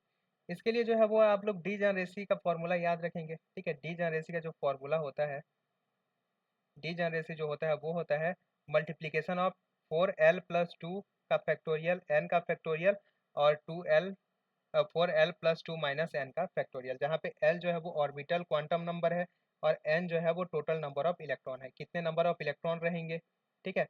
और क्या बोलना चाहिए, ऑर्बिटल एंगुलर मोमेंटम, अगर ये दिया हुआ है। ये l के अलग अलग वैल्यू के लिए ना, l का अगर वैल्यू नहीं मतलब नहीं दिया गया है, सिर्फ आपको पूरे सिस्टम, पूरे एटॉम के लिए निकालना है, तब उस केस में। बाकी मोस्ट ऑफ द केस आपको एल का वैल्यू जो है वो दिया हुआ होगा, ठीक है। एल का वैल्यू दिया हुआ होगा, जैसे एल इक्वल टू क्या बोलना चाहिए, पी, ठीक है। एल इक्वल टू जो है वो पी है और एन इक्वल टू क्या है, 2 है, यानी कि P2। इस टाइप से ऑर्बिट दिया हुआ होगा P2, यानी एल का वैल्यू जो है, एल का वैल्यू क्या हो जाएगा यहाँ पे, एल का वैल्यू हमारा 1 हो जाएगा और एन का वैल्यू जो है वो 2 हो जाएगा। यहाँ पे रखेंगे सिर्फ एक ही वैल्यू के लिए, तो डी का जो वैल्यू है वो क्या आ जाएगा, 4 × 1 + 2, 4 × 1 + 2 अपॉन क्या आ जाएगा, 2 का फैक्टोरियल, 4 × 1 + 2 माइनस 2 का फैक्टोरियल। तो ये क्या आ जाएगा, 4 × 1 यानी कि 4, यहाँ पे सॉरी ये फैक्टोरियल भी है ना। तो ये क्या आ जाएगा, 4 + 1 यानी कि 4, ये 6 का फैक्टोरियल आ जाएगा अपॉन 2 का फैक्टोरियल, अपॉन 2 का फैक्टोरियल, और ये कितना आ जाएगा, 4 का फैक्टोरियल, यानी कि ये वैल्यू क्या आ जाएगा, 5 × 6/2, 15, ठीक है। तो इसके लिए जो डी जनरेसी है वो कितना आ जाएगा, 15 आ जाएगा। इस टाइप से कभी कभी डी जनरेसी जो है वो कैलकुलेट करने के लिए पूछ देता है। अब इसके लिए एल एस कपलिंग के लिए जो है वो सिलेक्शन रूल देख लेते हैं, ये इंपॉर्टेंट है, ठीक है। पहले हम लोग सिलेक्शन रूल देख चुके थे, ठीक है। अगर यहाँ पे फिर से मैं आप लोग के लिए एक बार सिलेक्शन रूल को जो है वो लिख देता हूँ। सिलेक्शन रूल क्या देखे थे, डेल एन जो है वो अनरिस्ट्रिक्टेड था, ठीक है, अनरिस्ट्रिक्टेड, मतलब इस पर जो है वो कोई भी पाबंदी नहीं था, ठीक है। उसके बाद हम लोग डेल एल देखे थे एक इलेक्ट्रॉन सिस्टम के लिए, ठीक है। अब यहाँ पे क्योंकि इलेक्ट्रॉन सिस्टम जो है वो अब एक से ज़्यादा हो गया, एल एस कपलिंग के लिए इलेक्ट्रॉन जो है वो 2 या 2 से अधिक ही होता है, तभी तो एल एस कपलिंग होगा। तब यहाँ पे जो है हम लोग देखते हैं डेल एल, ठीक है। जो कैपिटल एल है उसका वैल्यू जो है वो +-1 आना चाहिए स्पेक्ट्रोस्कोपिक टर्म के लिए। डेल एस का वैल्यू जो है वो 0 आना चाहिए और डेल जे का जो वैल्यू है वो क्या आना चाहिए, +0 ±1, ठीक है।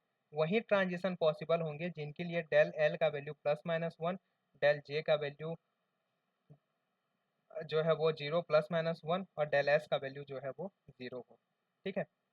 यानी कि सेम मल्टीप्लिसिटी वाले में ही ट्रांजिशन होगा, डेल एल का वैल्यू +-1 हो सकता है और डेल जे का वैल्यू जो है वो 0 और +-1 हो सकता है। अच्छा, ये 1 इलेक्ट्रॉन के लिए ही है और ये मल्टीपल इलेक्ट्रॉन के लिए भी सेम, ठीक है। यहाँ पे बस मल्टीपल इलेक्ट्रॉन के मल्टी इलेक्ट्रॉन के लिए डेल एल का वैल्यू जो है वो 0 +-1 होगा, ये याद रखेंगे, ठीक है। यहाँ पे इसे आप लोग याद रखेंगे।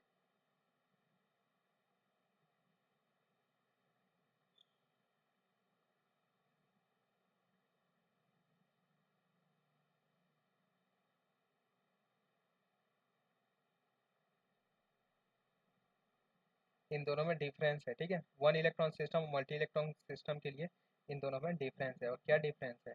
Del l equal to plus minus one है।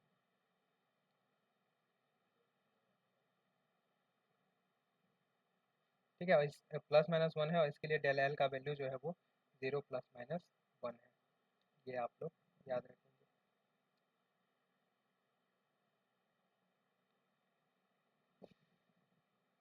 फॉर कम्प्लीटली फील्ड, अगर क्या बोलना चाहिए, हमारा जो ऑर्बिट है वो क्या है, कम्प्लीटली फील्ड है। ठीक है, पूरी तरह से भरा हुआ है, जैसे NS2, NP6, ND10, NF14। तो ये इसके लिए जो हमेशा, ठीक है, इसके लिए जो स्पेक्ट्रोस्कोपिक टर्म होगा वो क्या होगा, NS1S0 आएगा हमेशा। ठीक है, अच्छा इसके लिए ये ग्राउंड स्टेट है ना, ग्राउंड स्टेट याद रखेंगे। ग्राउंड स्टेट जो है वो N1S0 आएगा। इंपॉर्टेंट पॉइंट देख लेते हैं यहाँ पे, कुछ important point. The case of fine structure के केस में separation increases with increase in atomic number, and atomic number जैसे जैसे बढ़ते जाता है तो ये जो सेपरेशन है, ठीक है, स्पेक्ट्रल लाइन में जो क्या बोलना चाहिए, फाइन स्ट्रक्चर में जो स्पेक्ट्रल लाइन होंगे इनके बीच में सेपरेशन जो है वो क्या होते जाएगा, बढ़ते जाएगा। ठीक है, separation decreases with increasing value of n, और जैसे जैसे एन का वैल्यू बढ़ते जाएगा, ठीक है, ऐसे सेपरेशन जो है वो कम होते जाएगा। The separation decreases with increasing L, जैसे सेपरेशन जो है वो डिक्रीज होते जाएगा जैसे जैसे एल का वैल्यू जो है वो इंक्रीज होते जाएगा। ठीक है, इसीलिए higher value of l repulsion does not appear. ठीक है, कुछ लिखा है। अब देखो, सेपरेशन बिटवीन स्पेक्ट्रोस्कोपिक टर्म भी इसे हम लोग बोल सकते हैं, ये होता है। इसके बाद ग्राउंड स्टेट एनर्जी अगर आप लोग को फाइंड करना है, अगर एग्जैक्ट जो है वो हम लोग ये देखें less than half field, greater than half field, अगर एग्जैक्ट हाफ फील्ड है, ठीक है, या फिर इससे आप लोग ग्राउंड स्टेट, कोई भी ग्राउंड स्टेट जो है वो फाइंड आउट कर सकते हैं। लेकिन ये जो है क्या बोलते हैं, मोर देन टू इलेक्ट्रॉन के लिए जो है वो एप्लीकेबल रहता है। और हाँ, ये जो है आप लोग जनरली उसी के लिए यूज़ करना जिसके लिए जो है क्या बोलना चाहिए, वो हाफ फील्ड हो। ठीक है, इस केस में क्या होगा, देखो सभी में हम लोग इलेक्ट्रॉन को फील कर देंगे। ठीक है, जैसे कि ये कौन सा ऑर्बिट है, पी ऑर्बिट है, पी ऑर्बिट में जो है वो 3 इलेक्ट्रॉन है।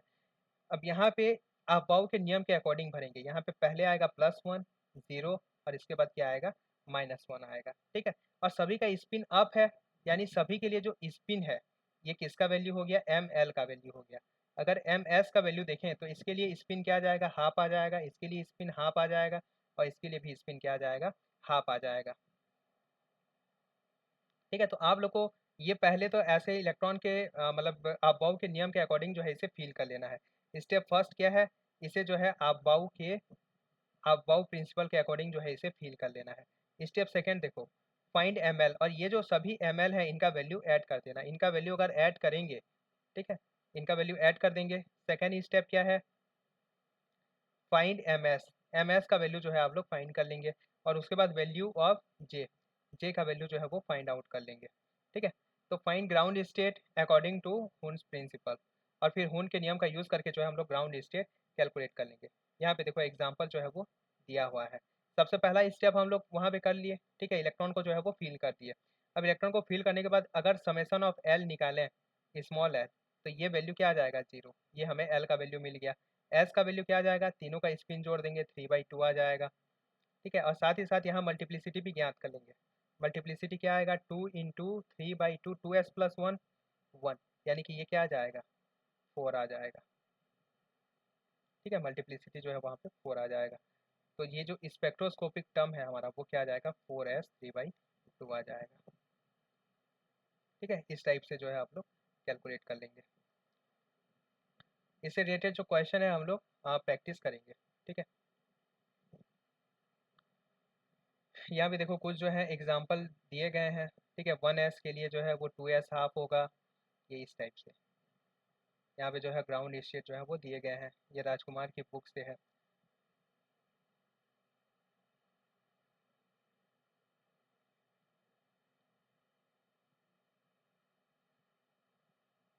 ठीक है, इसके बाद जो हमारा नेक्स्ट टॉपिक होगा वो होगा एल्काइली स्पेक्ट्रा। इसे हम लोग कल इसके बारे में पढ़ेंगे। ठीक है, आज के लिए इतना ही। अगर आपको हमारा वीडियो पसंद आया तो हमें सपोर्ट कीजिए, और एडवांस फिजिक्स से जुड़ने के लिए आप सभी का बहुत बहुत धन्यवाद।